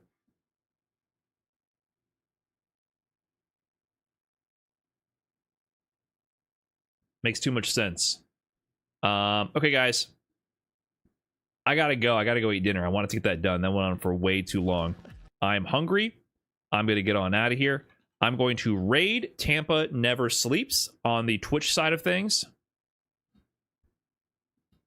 Thank you to everyone who subbed during that. Sorry, I was in YouTube mode. How you duking? Thanks for the big 5 months. What's up, Greg? Big 106. How you doing, man? Appreciate that. Grinding with the 19. Appreciate everyone who drops a prime on the channel. It does help support things, even though, I'm a little busy doing the YouTube video recording. I appreciate that very much. All right, guys. On Twitch, sending you over to TNS. Peace out. Catch you guys next time. And what's up, Rockstock? Where do I put my arcade sticks? I bought arcade stick holders off of Etsy. I kind of just searched around for arcade stick or leverless controller shelf mounts or stands rather, and I bought like 2 different varieties. They both work well. So I will look on Etsy. All right, I'm out. YouTube.